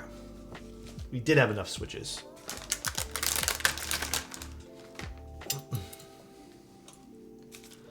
I do find this is a very common argument as well, where people want features and then never use features. It's like I have friends, and you have to understand this is part of the hobby, right? This is part of being in a hobby, is just appreciating things. I have friends who will go on about, they'll shit about, they'll shit on keyboards and be like, all right, keyboards are stupid. Why would you ever want to buy them? They don't offer anything. And they'll go on about how they're really into graphics cards, for example. And they'll tell me about all the features and games they could play with this graphics card, but then the only game that they play is like a 2D side-scroller. And, I think it's like that same idea that you can just like the tech in something or appreciate something regardless if it actually provides you with anything. So some people forget about that. And, it is what it is. Everyone has different hobbies. For example, I've never really understood... Like, I'd say prior to getting into keyboards, never really got why, people were into designer bags, for example. And, I get it now. I'm not going to go buy a designer bag myself, but I understand. People are into different things, and now I get it. And, people are allowed to be into different things. All right. This has been completed. So let's unscrew the board now. I think being in a hobby like this makes you being more open-minded. I think it's definitely a learning experience being in hobbies like this. All right, small thing I'm already noticing on this. Not that you guys can see from this view. Phillips head screws. But why? Haven't we learned after all these years that these tend to strip more easily? But why QWERTY keys? But why include these? Very interesting choice here. I'm actually unsure why they did this. Have I ever seen them use this particular screw for the cases? I don't know. And if anyone's wondering, the reason why I personally don't love Phillips head screws is because they strip easily. And I'm not saying QWERTY keys is cheaping out on screws, but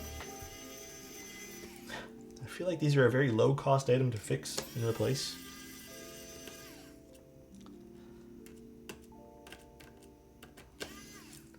I feel like if you can get yourself a nice set of screws and a board, it helps make it feel more premium overall, so. Deserve a wow stick. Yeah, definitely would probably help. Okay, let me just unscrew these first. I mean, you could probably find your own screws and buy them. But it'd be nice if they just did that to begin with the keyboard.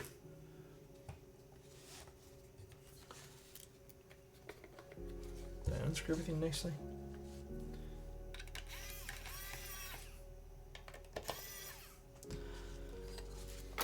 I don't really have like a crap ton of other screws to test fit this with, so I'm not sure if other screws could fit. I'm actually running low on my screw department here.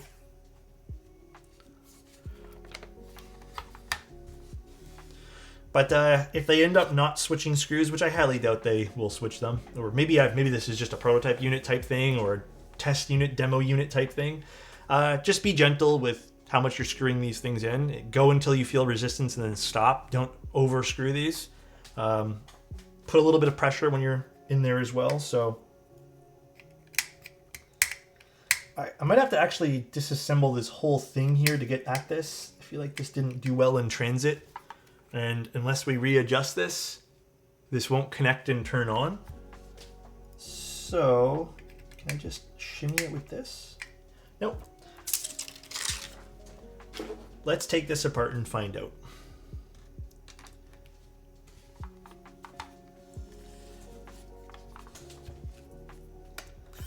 Phillips on the internals as well. Looks like they're all the same size at least.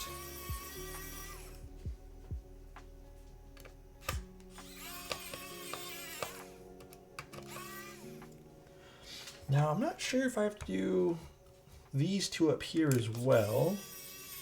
Guess I'll find out. Don't overscrew your screws or you... God, this is tough to read. Don't overscrew your screws or they will screw you. Yes or no. Whatever fits that better. Okay, guess we have to do all of these screws.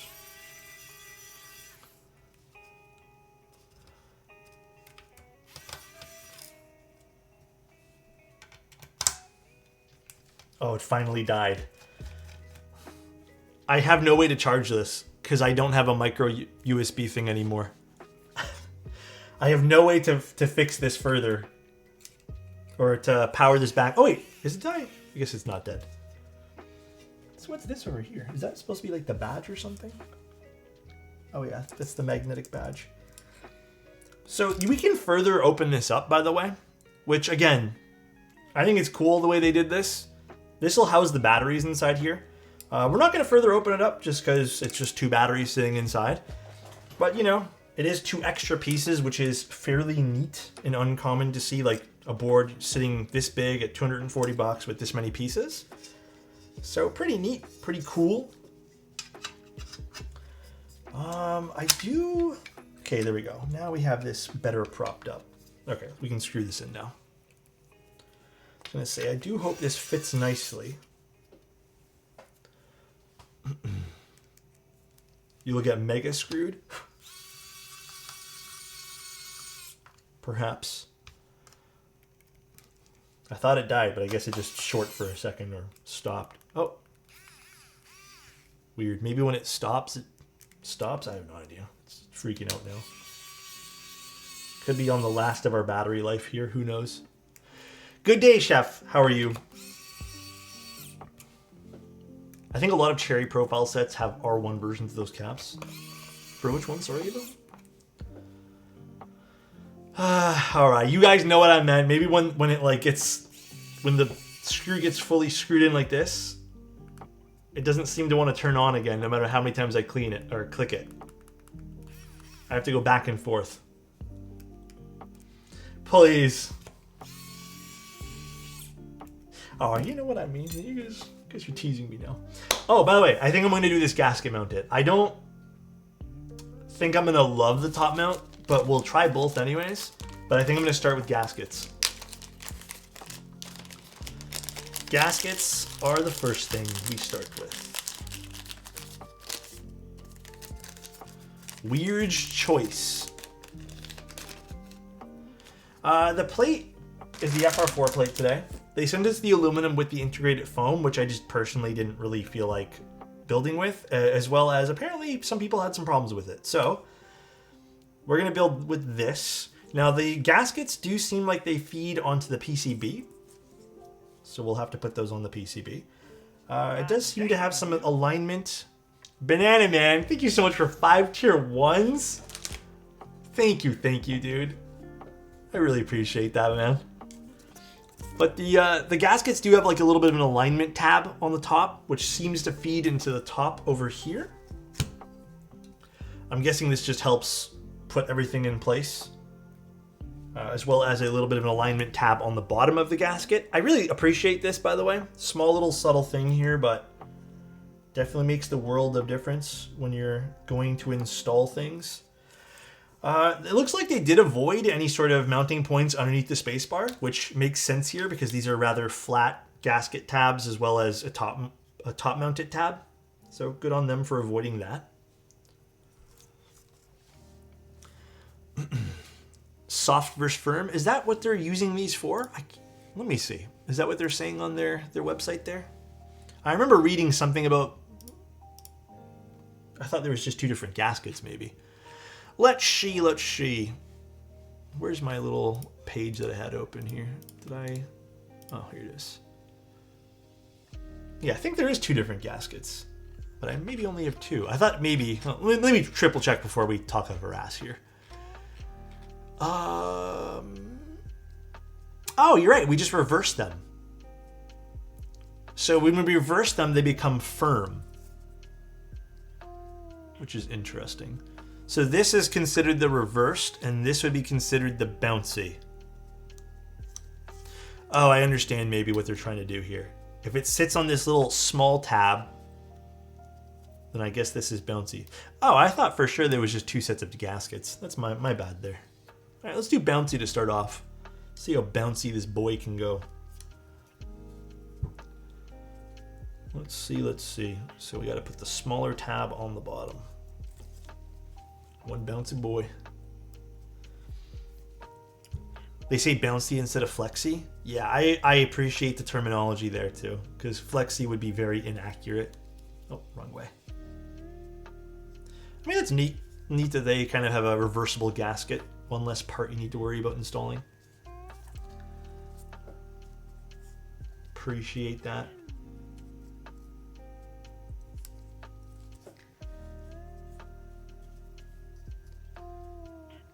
I guess it wouldn't really make sense that one of the top would be in alignment because you have the top mount tabs in the way.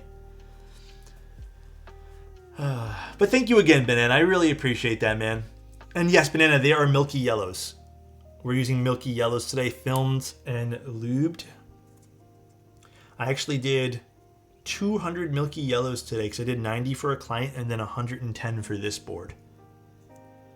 Well, I did them yesterday, so I'm a little bit switch modified out. I'm a little over it right now with switch modding.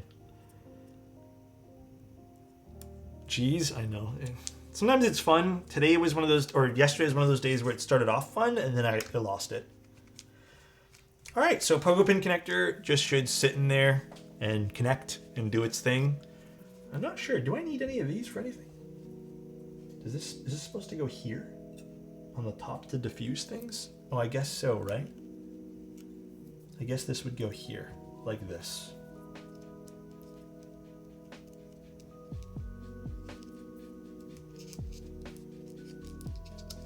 That makes more sense. So these are diffusers for the LEDs that sit on that QK101 badge. And then this should just plop into place. So nice. Lind, thank you so much for using a Prime here. I really appreciate that. Thank you. That is very kind. I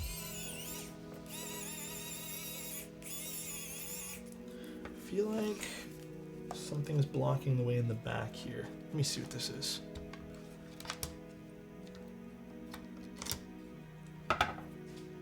Oh, it might be these. Maybe these are not seating in here nicely and causing it a little bit of distress. Yeah, okay. Just gotta put a bit of pressure on those. That's the most tempting 101 build I've seen. How is the price so low it's crazy? Yeah, I would also agree. I think the price point on this is fairly good. Starting at what, 240 I think I said? 240 is a pretty damn good price for this. Small little things I would probably personally change, but I don't think there's anything major that I've seen about this board.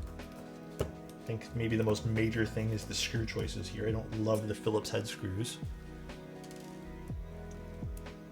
Yeah, 240 to 257. It's a very small price range. I appreciate all the colors of the board being the same too. You don't get charged $10 extra for wanting to go with one of like the special coatings, which is kind of nice. I think the back design is nice too. Again, I know some people might consider this over embellished, but I actually don't, like, personally, I do not mind this at all. I think this is a very good looking keyboard. Not overly done, but has some character to it. What happened, Banana? How much did you pay for your mattress? I'm in the market. I could grab a second-hand one cheap. Well, now that I know it's a joke, but dude, let me tell you guys, life hack, bro. If you guys have to invest in one good thing in your life, like just one good thing right now, actually, let's say not even your life, get a good mattress. Don't cheap out on, that's like the one thing I will say, like, get a good one, dude.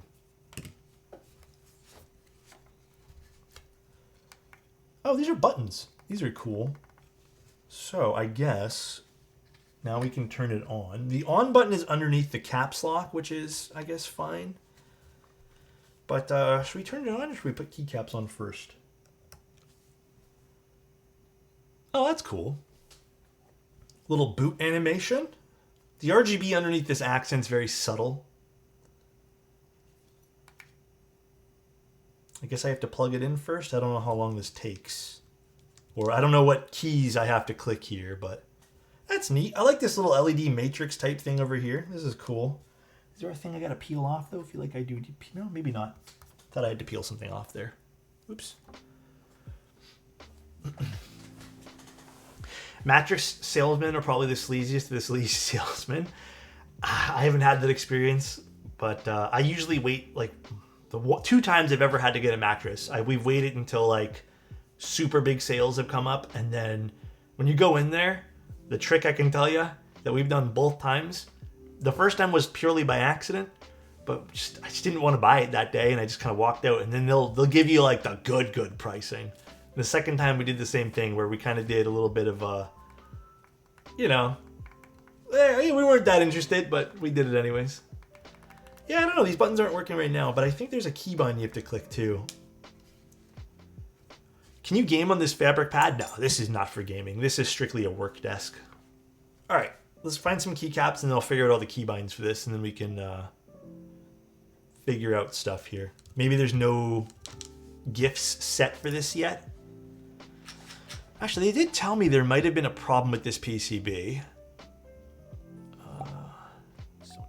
When I was 5, my mom said something to me I will never forge, that happiness is being happy. I didn't understand what she said, so I told her I didn't understand, typing this on my all-original Alexotos sonnet with Alexotos obscuras and KKB vibrato. Very original build, am I right? I think it's super original, dude.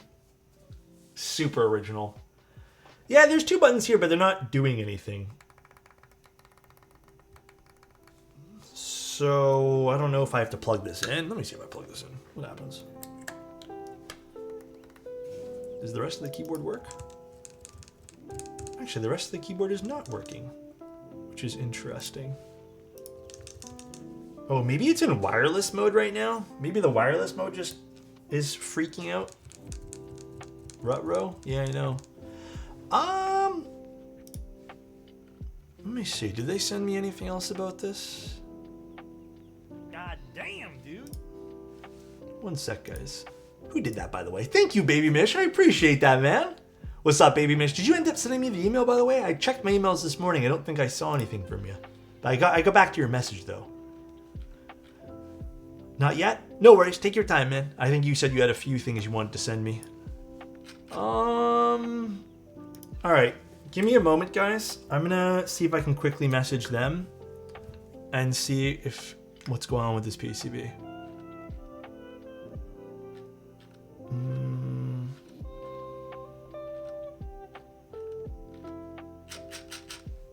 Maybe I need to flash it.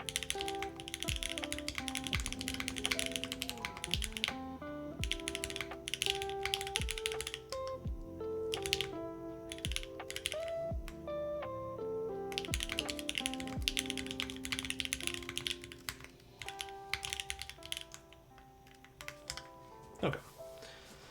I know they told me there was a problem with this particular PCB. Is the USB connected to a hub? It is. Is that what it is? Okay, this one here is not to a hub. Oh yeah, what the hell? Is it a power thing? Okay. I will make a note of that. Hold on.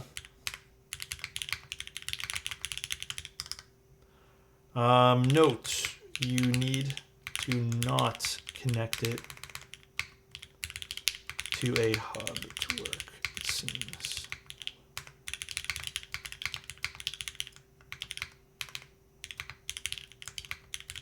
Maybe it's a power thing? All right, well, that works like that. And then I guess you would switch through stuff here.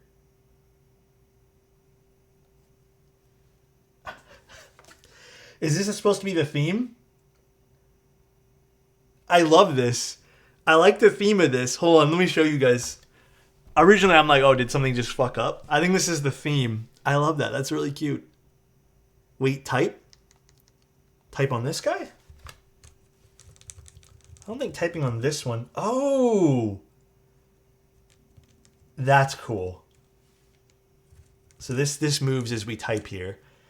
That's cool. So this tells you the date, time, caps lock if it's on or off. So you can see it go from 1 to 0. I know it might be a little tricky to see from this view, but...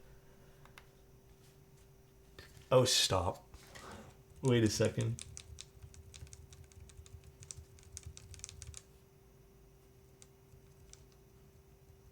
Oh, stop. Please. This is cool. What's this? So nice. The black on silver looks really nice. What a nice keyboard, bruh. And there's even ways you can... Oh, this is for this one. So this is just for this. That is cool.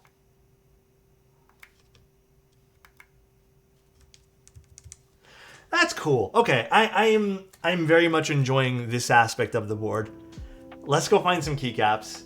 Also, Koofy, thank you so much for the Prime. I really appreciate that. Thank you, dude. Waiting for Bina to come from China? No worries. You take your time, my friend.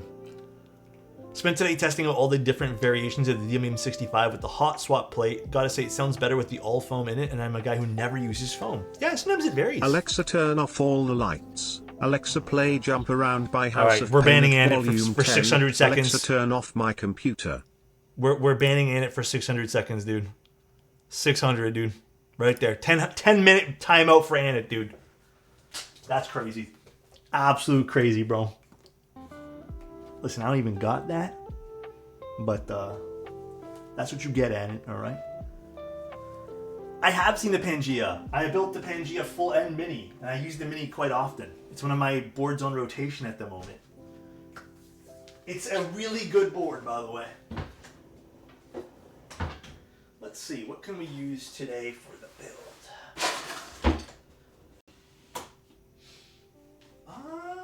What should we use today? Go sit in the corner and think. For real. Usually I just, I undo the timeout, but no, Anik deserves a timeout this time. Ooh, Sumi would look really good on this. Let's see what I got. Hold on.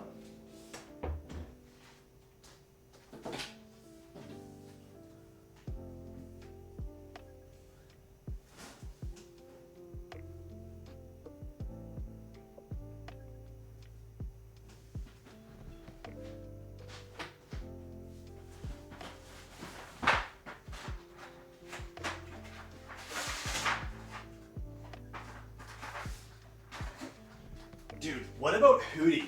Hootie would look really interesting on this. Although, does Hootie have a numpad on this, or was that extra? I think let's do Hootie. I know Sumi would work well because the red accents here, but I'm kind of down to do Hootie on this.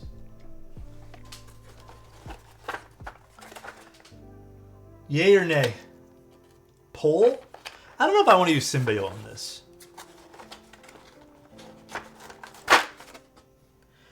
Actually, that is maybe one small thing I could maybe ask of them is perhaps give us standout. I don't know how to take these off nicely. Replacements for all the red accents or just the accents that come with this board would be nice. Hootie seems too plain. Hootie seems plain. Not sure if R5 on Hootie will be okay on this board. You don't think so? Should we just suck it up and use Sumi then? Okay, we'll do a little, we'll do a poll. / poll. Keycaps. Hootie or Sumi? Crimson Cadet? We'll do Crimson Cadet as a third option here. I feel like Crimson Cadet, or Cadet's gonna be too loud. I think, I've always thought the all red set really varies. This is also the wrong red for this, for Cadet. So, the badges on the bottom should be interchangeable, so I just don't think this particular one is interchangeable. But let me see. I don't think they have one of those small ones. Yeah, like if we want... Oh no, wait, we need the T badges for these. So no, we can either go all silver on the bottom or all red on the top. So we don't have that level of customization, I guess. Oh wait, no, we need the L's, right? Never mind, I'm stupid. Hold on, I did this backwards. Silver on top.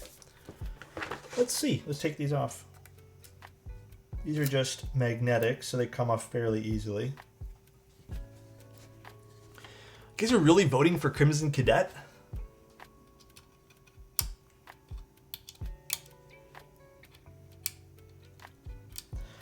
These are a little awkward to get off, but we'll get there.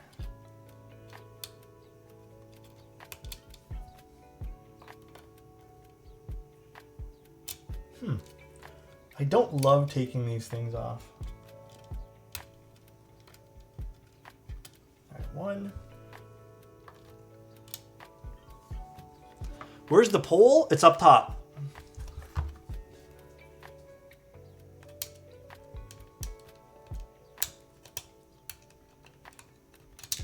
All right. Little awkward to take off, but they're finer pieces, but it's fine. There, now Hootie will look even better. The only red accent we have is here.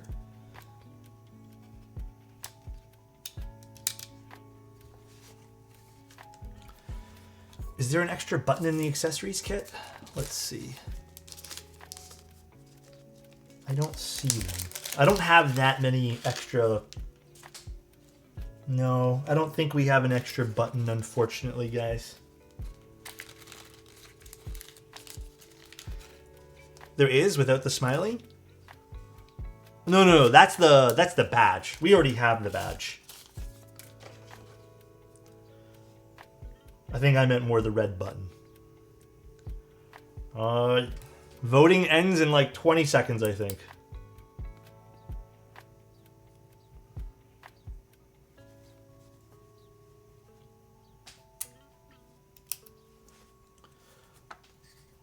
Yeah, the button I don't think we have an option for. Actually, I'll mention that to them. I think an extra button would be kind of nice. Cutie patootie keyboard here. Can't believe Sumi is getting shut down. Yeah, I'm actually pretty surprised about Sumi as well. Hootie it is. All right, let's start putting this together here. Pretty surprised. I think the gray on gray is going to look super cool.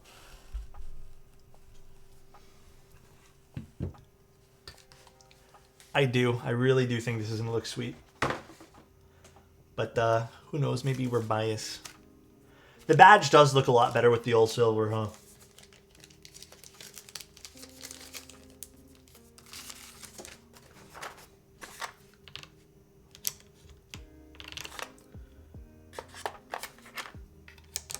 Two, 4, 5, 6, 7. And then we'll open this up afterwards and we're going to try top mount as well. So in case you guys are curious, we're going to do both. Maybe one's going to be a clear winner over the other. Oh, that is not F10. That is F6.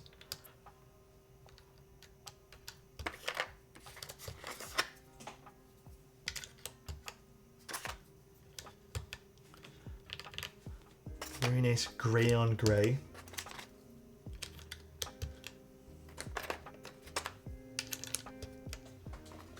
Prove Alex wrong. He will say, "Oh, this does look good."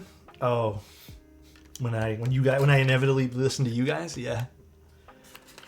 Yeah, Silver, the board's turning out good so far. We're going to see how it sounds and how it feels and all that, but I'd say the build experience is rather simple. I mean, they did a good job. There's not really a whole lot of cables you need to worry about since we're just using pogo pins. Screw-wise, it's pretty standard fare. I don't love the Phillips head screws, but... big issue, though, doesn't seem to connect to a PC with a USB hub. So that, I feel like, is a big issue. Consider that before making the purchase. I'll let you guys know if they end up telling me if there's a fix or some sort of something for that, but bit of a weird oddity there. Could be a power consumption thing, I'm not too sure. Maybe because it needs to charge. Really not sure there. Couldn't give you guys a good answer. I think this is looking nice. Pink will match for the cute bongo too. Actually true. Big true there. Hey Alex, is there any difference in sound between full milky yellows and the black bottoms? Yes, I think the black bottom ones have a... If a friend has a fossil, and been a 103, but what's the QK101 and or the Pangea full-sized, Southpaw, does the QK101 or Pangea make sense as comparables? Ooh. Hold on, let me answer the other thing, Baby Mish, and then I'll get to that, because I think that's a good question, too. But, Weezer, I do think there's a smidge of a difference.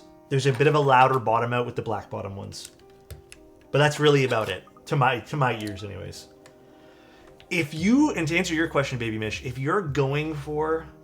And this is where it comes down to preference. Like, I can only give you my thoughts and opinions on, what would I do if I was in that situation.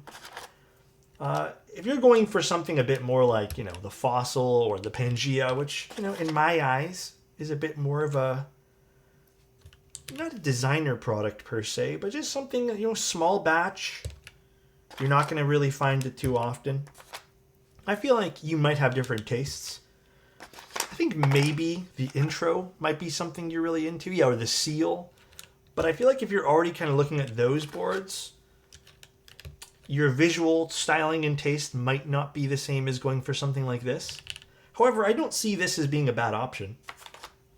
I don't think this is the worst option to go with when comparing.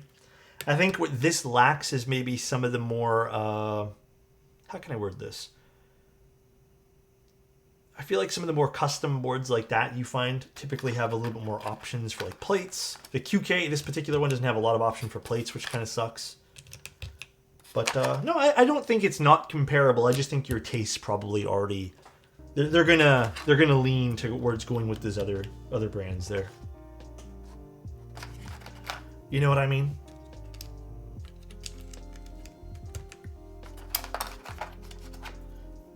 Because I know if I were in your shoes, if I already have a few, I hate using this word, designer boards or small batch projects, then you may not look at something like this the same, because you may like the idea of having something more, I guess, not handcrafted per se, but small batch. You might prefer that. Yeah, I also agree with Dreamy. The QK101 and even the S100 are definitely going to be more, like they're designed to be more of a large batch scaled project, which makes a lot of sense.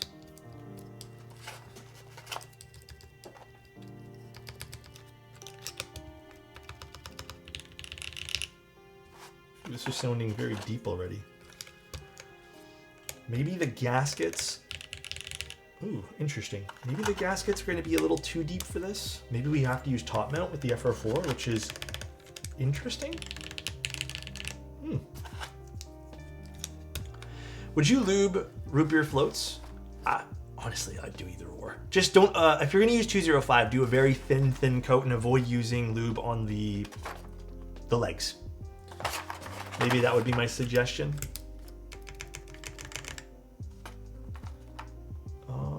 Super and super.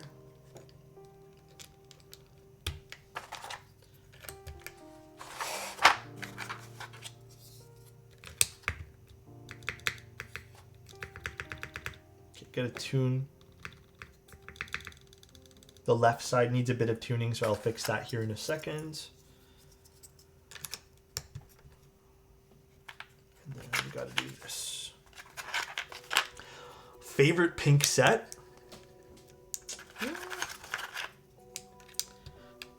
Favorite pink set might be... Actually, I don't know.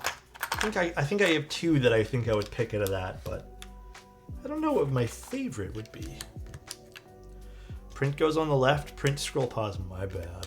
Thank you, Cheese. Employee says, hi Alex, what's up? Employees must wash hands. How you doing, man?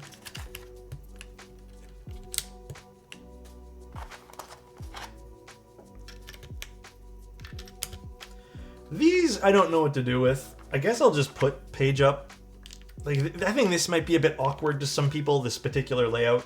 So this may be a turnoff to some people right here. I guess it doesn't really bug me all that much, but I can see why that would be a bit of a turnoff for some. Look at this guy getting print scroll pause wrong. My bad.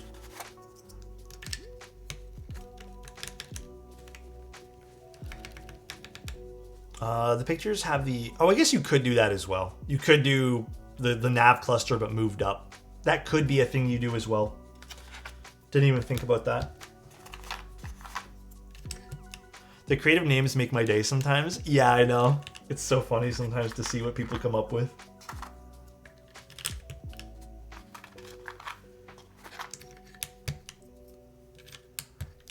We need another 10-minute timeout.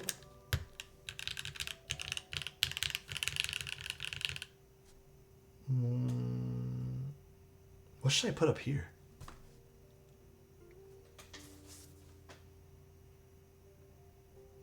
I'm actually surprised they didn't put the screen up here.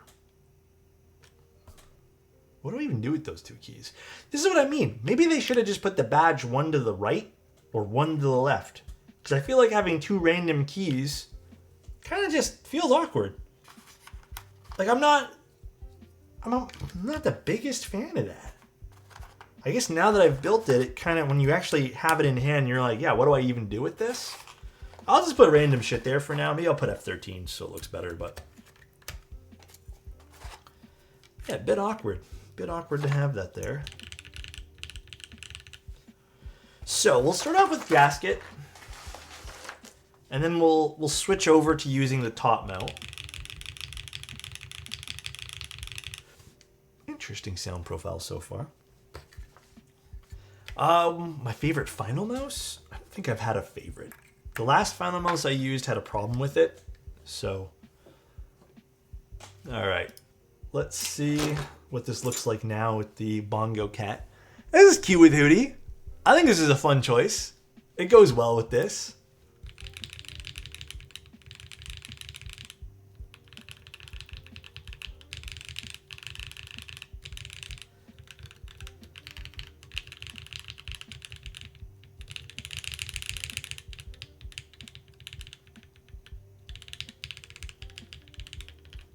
Interesting. When you use the K, it has stars. Oh. When you use the Q or the K, the cat has stars in its eyes. Which is a nod to, I guess, QWERTY keys.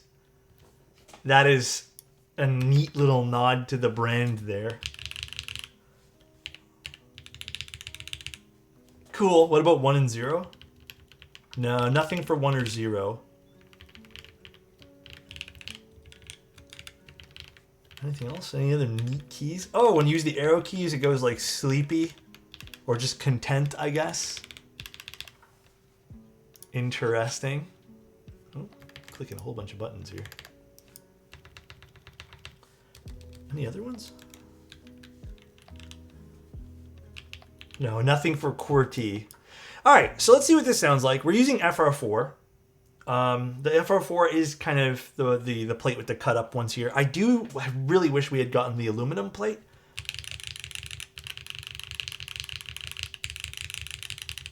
Gateron Milky Yellows, which, you know, we've seen on other boards a million times now, and we kind of have a good idea of what they can or cannot sound like.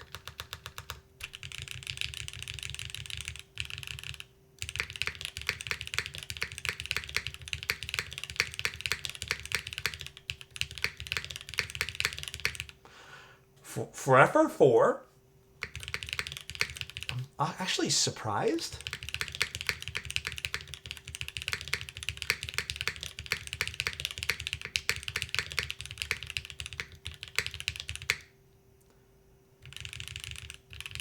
So I like this sound. I do think maybe for this particular plate, if we're going to build it in this configuration, maybe I go for something a little bit more long pole. But this is rather deep for FR4. Like, I'm not used to FR4 sounding like this.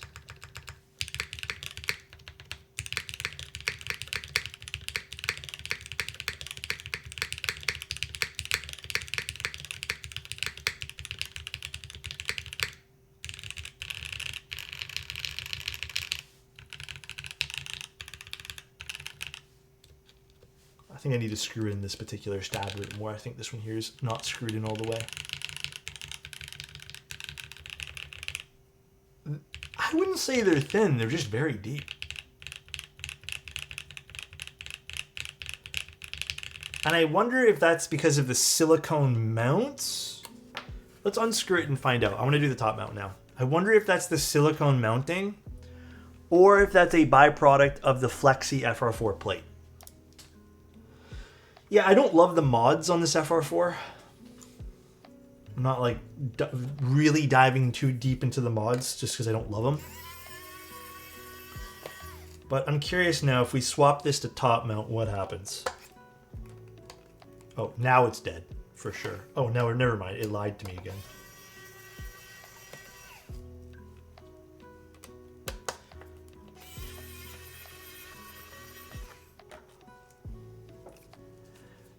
The wow stick is killing me. It's not really wowing me right now.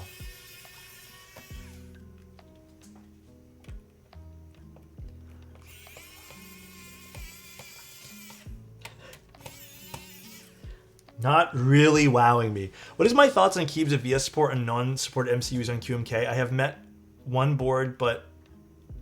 Oh, employees, we actually spoke about this like at length earlier, and then I've spoken about this when I did my Bridge 75 video as well. I think it's really not customer friendly. Come on, sorry, I'm getting distracted by this screw. It's not customer friendly. I'm gonna bring you a charging cable. No, I actually ordered one already. I need this for a few things, the micro USB, just because I didn't realize I have a few things in the house that need this. So I will have to, I ordered one from Amazon, just coming tomorrow. Appreciate it though.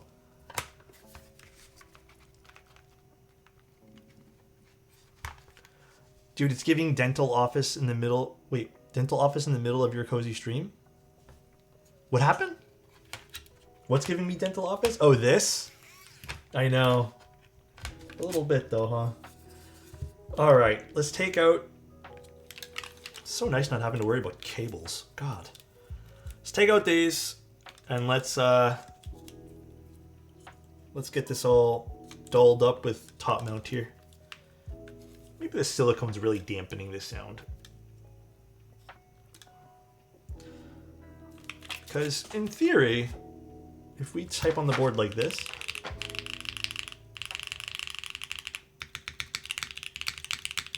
see that?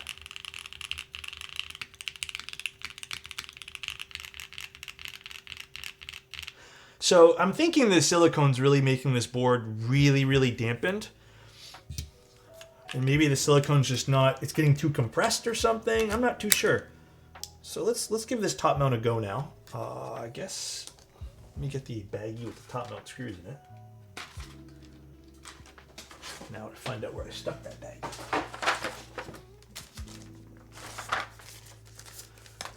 Who needs a case?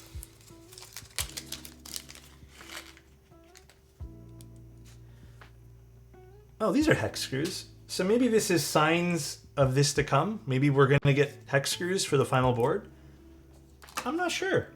I'm really not sure, y'all. But yeah, they made these hex screws.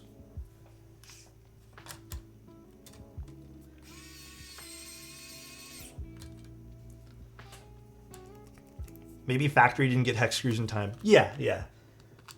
I'll make a little note of that when we do the video too. I think I might do a write-up on this. Oh, that is the wrong area to screw this in here. Does anyone know when the Pangina full size gets delivered? Oh shoot, I don't really remember off the top of my head. I'd have to ask Bowl. Is Bowl here? Is Bowl here hanging out?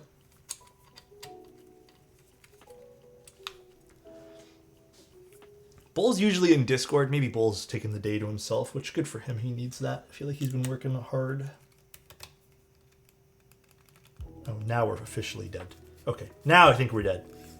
What the f... Dude, this thing keeps coming back to life. I swear to God, it's weird. I'm not going to bother clicking the button no more.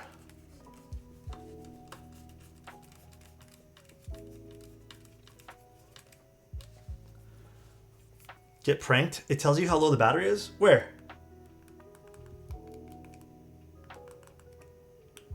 Oh, whatever. Okay. Can't wait for the thing to come in tomorrow. The cable. I am planning on trying out Bull's new switches, the L'Orange. I mean... Actually, you know what, too? Do I want to put screws in all these mounting points? I feel like this is too many mounting points. I think I'm going to skip a few places to screw this in, if you guys don't mind. I feel like this is a lot. And did they mention something about this being kind of optional to place things wherever you want? Let me go look now on the website. Let's see. Let us see.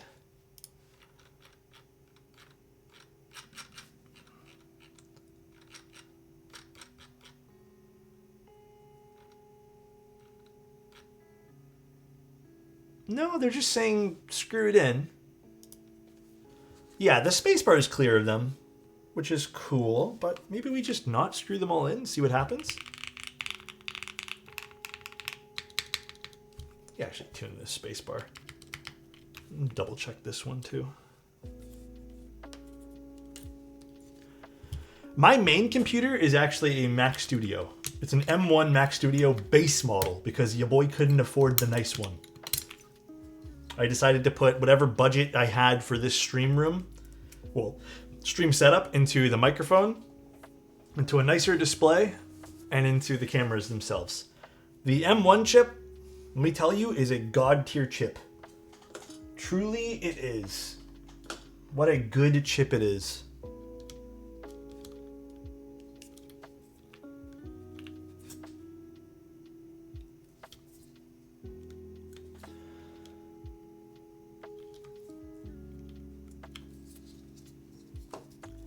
Not to mention Apple's at M4 now. Yeah. I feel like I could get an M4 chip and probably feel a lot of difference, but it's fine for what it is. I'm content at the moment. All right, so let's screw this in now. Maybe we can even try experimenting with some of the foam here. Guess I have to switch bits. What the fuck? It's back to life?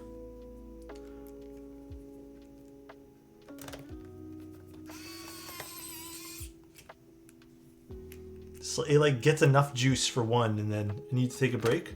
No, it's dead again now. Beats me, man. The base M4 model is nice because it finally has enough memory.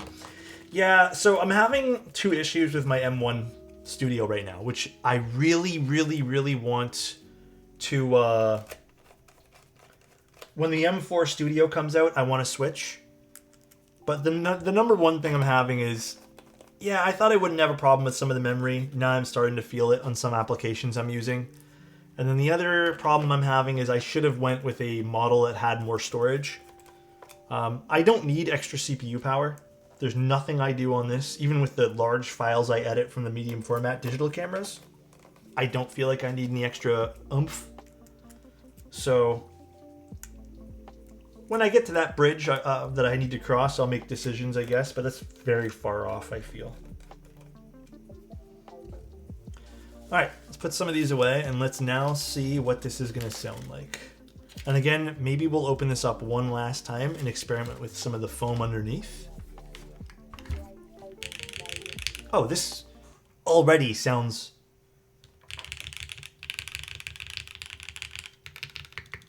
Ooh.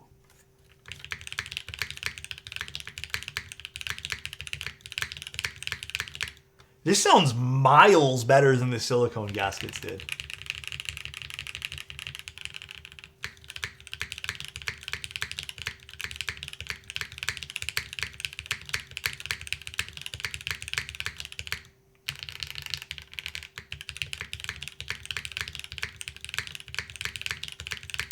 Even the spacebar has that signature kind of like pop that I typically love in my boards. So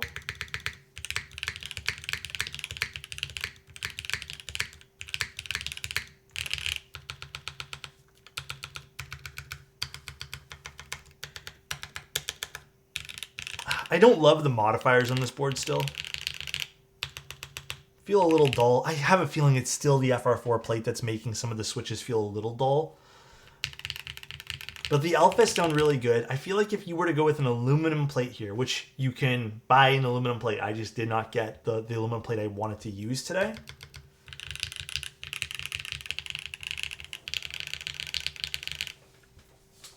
Nice.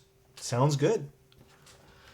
Again, maybe the mods we'd switch out for something else because it is hot swap as well, so you can technically swap it out, but they'll only recommend one 75% board. Do you have a model in mind? My immediate is going to be the Sonnet. If you already have a Sonnet, oh boy. The Neo 75, you don't even have to spend a lot of money. I thought that was a great 75% board as well. There's not a whole hell of a lot of like expensive 75s that you can get right now. I mean, can you even get a 7V though?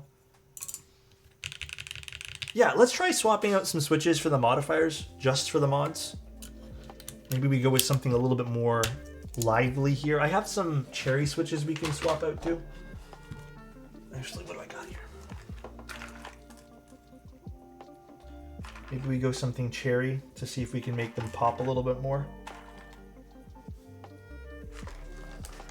I think the spacebar is in a good spot. But I think we need to fix some of these. Maybe we get rid of the deeper sounding Milkies. Oh, the Tomo is a good choice too. Are there still Tomos available? Tomo is a good choice. That's a good opinion.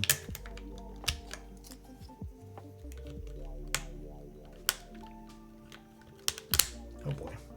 It's the one thing about Milkies sometimes is they can fall apart when you do this.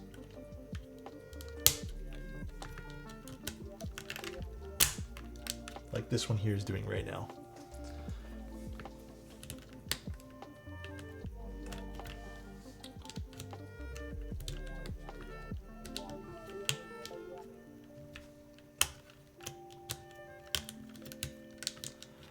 It's the one downside about using Milky Yellows. Leave that one there in there for now. I'm not going to deal with it. Boy, even this one here is really jammed in there good. Any recent TGR models that I like? Are there any recent ones that I really enjoy? Not that I can think of. A little bit of a tighter plate. Smidge of a tighter plate for sure.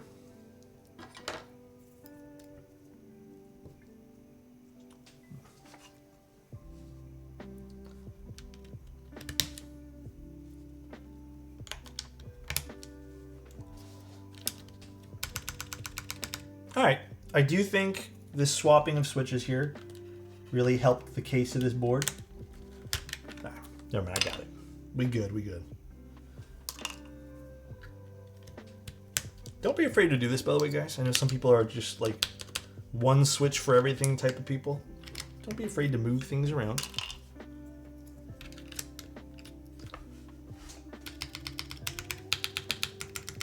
Still a little flat. I just think that's due to the plate. I really think the alu would bring this board to like the next level. Otherwise, sound, here's the overall, I guess, final impressions I have about this. So a few things that I'll say that is really nice. I really like the integrated screen. I think the integrated screen actually has some fun options. And I think it actually works extremely well. I like the dedicated buttons for it. I guess this is a bit more niche, but I like it. It's fun. They did a really good job integrating the screen. The overall case is extremely easy to assemble. I would say you can tinker with this and not feel stressed out. I hope they get rid of the Phillips head screws. The sound of the board with the FR4, I would say is nice. I would prefer us to use the aluminum with the no foam at all. Again, I'm not really a foam guy. Perhaps we build it with the foam inlay another day. But I can see this also sounding really good just using foam everywhere. If you were to use foam for this board, I think this would be nice. It's very premium feeling in hand. I like the overall design personally. However, the design might not be for everyone. I have a feeling this is going to be a very divisive kind of look. I feel like built, though, I like it. Here's the thing, though, when it comes to a few pieces of criticism I think I have for this board. I feel like this 101 badge that they have is kind of ill-placed.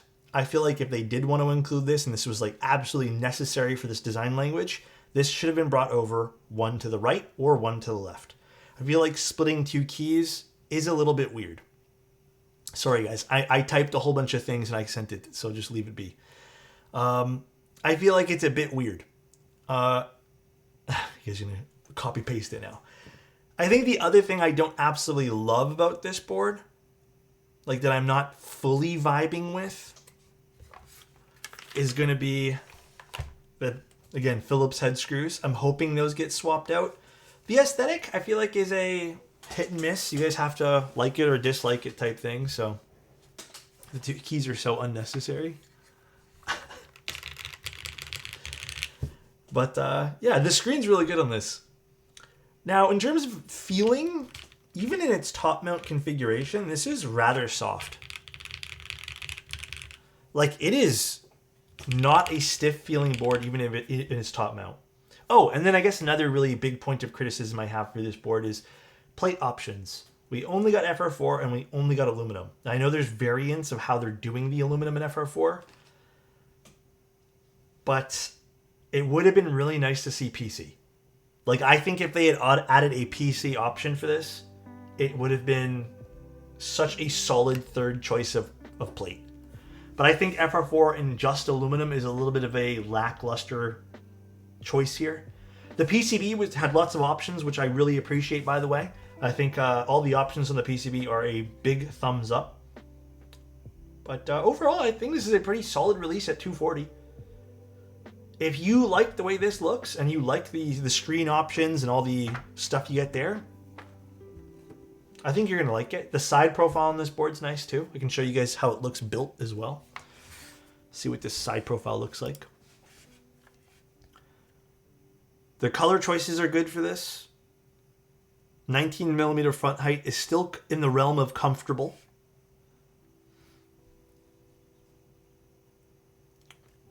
So pretty nice.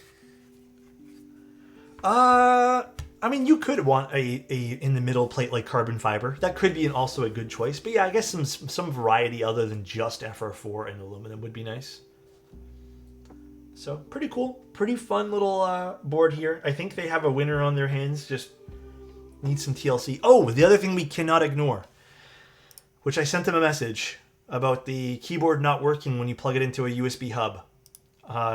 If that's a power thing, then I don't know what to say. But if it's just a weird error that it's having, I feel like that also needs to be looked into.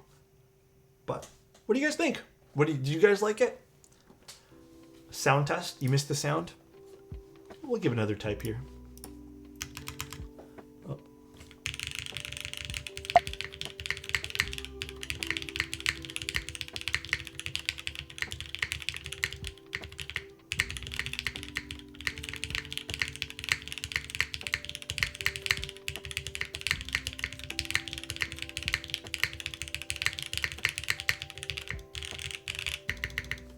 It's not bad for sure.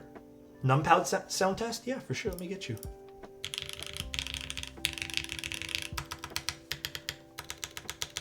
I need to tune the stabs up a little bit more on the num over here.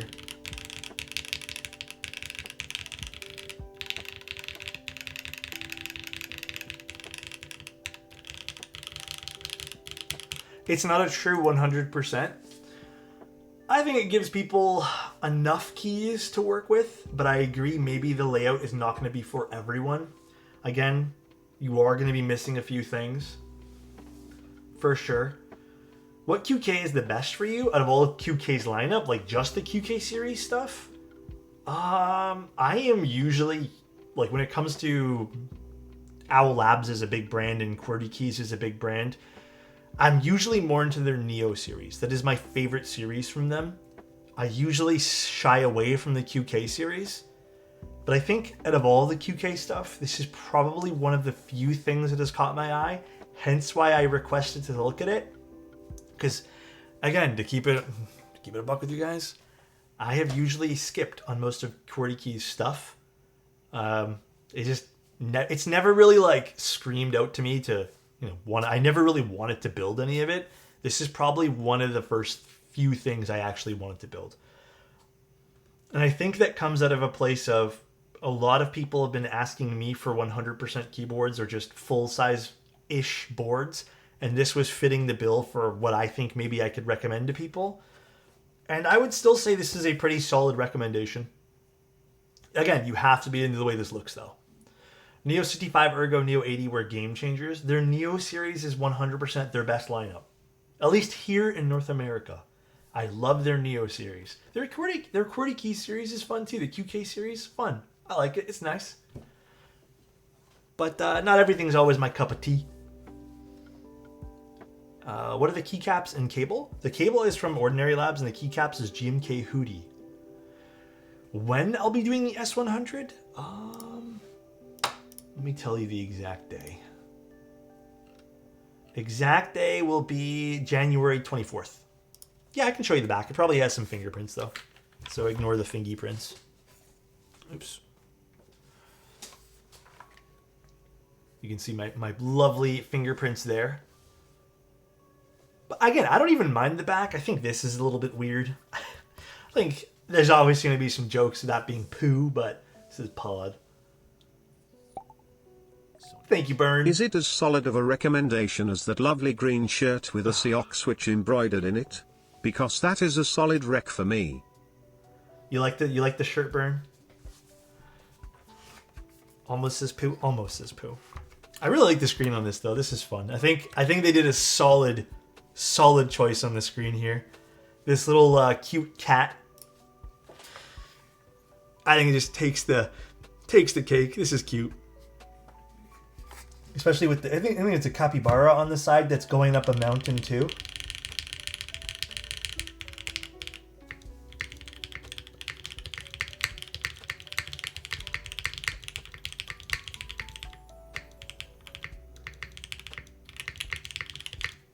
Cute. Can we see it again, please? Yeah, here. Let me zoom in.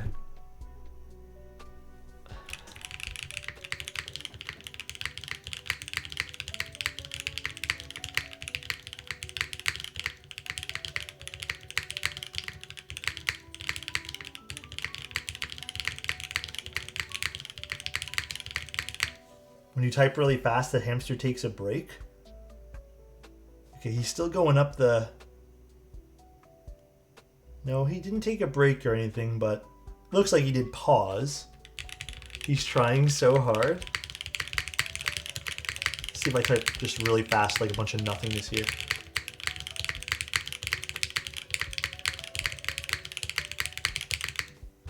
I don't think he does anything. No, it kind of just stops. It goes down the stairs? Oh, really? Guess we have to get that done. Cool, though. Fun little board. I liked it. I think this is a fun little release. Again, 240 is not even out of the realm of crazy here, so... oh my god, Banana. Does he tell you your words per minute here? Not really. Interesting. Very cute. Yeah, I agree. All right, guys. I will talk to you guys here in a bit. I'm gonna get off. Oh, what's going on here? Did I just glitch out my thing here? I think I did. I glitched out my, I cannot type here. What the heck? All right, now it's working. What the hell? That's so weird. Thanks for the stream. Thank you guys for being here. I will talk to you guys very, very soon. Thanks for being here. If you guys want to consider this keyboard, go for it. I think I'm confident enough in this that I think you guys will enjoy it. If there's any problems you guys saw during the stream that made you guys not want the board, then don't buy it. I tried to be as thorough as I possibly could with this. I do think the top mount with this particular plate sounds 5,000 times better than the gaskets. But thanks for being here, everybody. Honestly, Zany, I wanted to do photos today, but I did not know this stream would take as long as it did. And I am also extremely hungry at the moment as well. Let's go raid marshmallows. Sponsors, so to speak. But like, that was loud. Okay, let's go raid marshmallows. You guys have a good rest of your day. Not stream. None of you guys are streaming, I think. Oh my god, what the hell? I'm also gonna go eat something. I'm kind of hungry. I'll see you guys tomorrow. Actually, tomorrow we are building, if you guys are interested, we're gonna be building the Polygon 7, which has been also, everyone's been asking me about that too. So, you guys have a good one. Love ya, and see you guys very soon. Bye, everybody.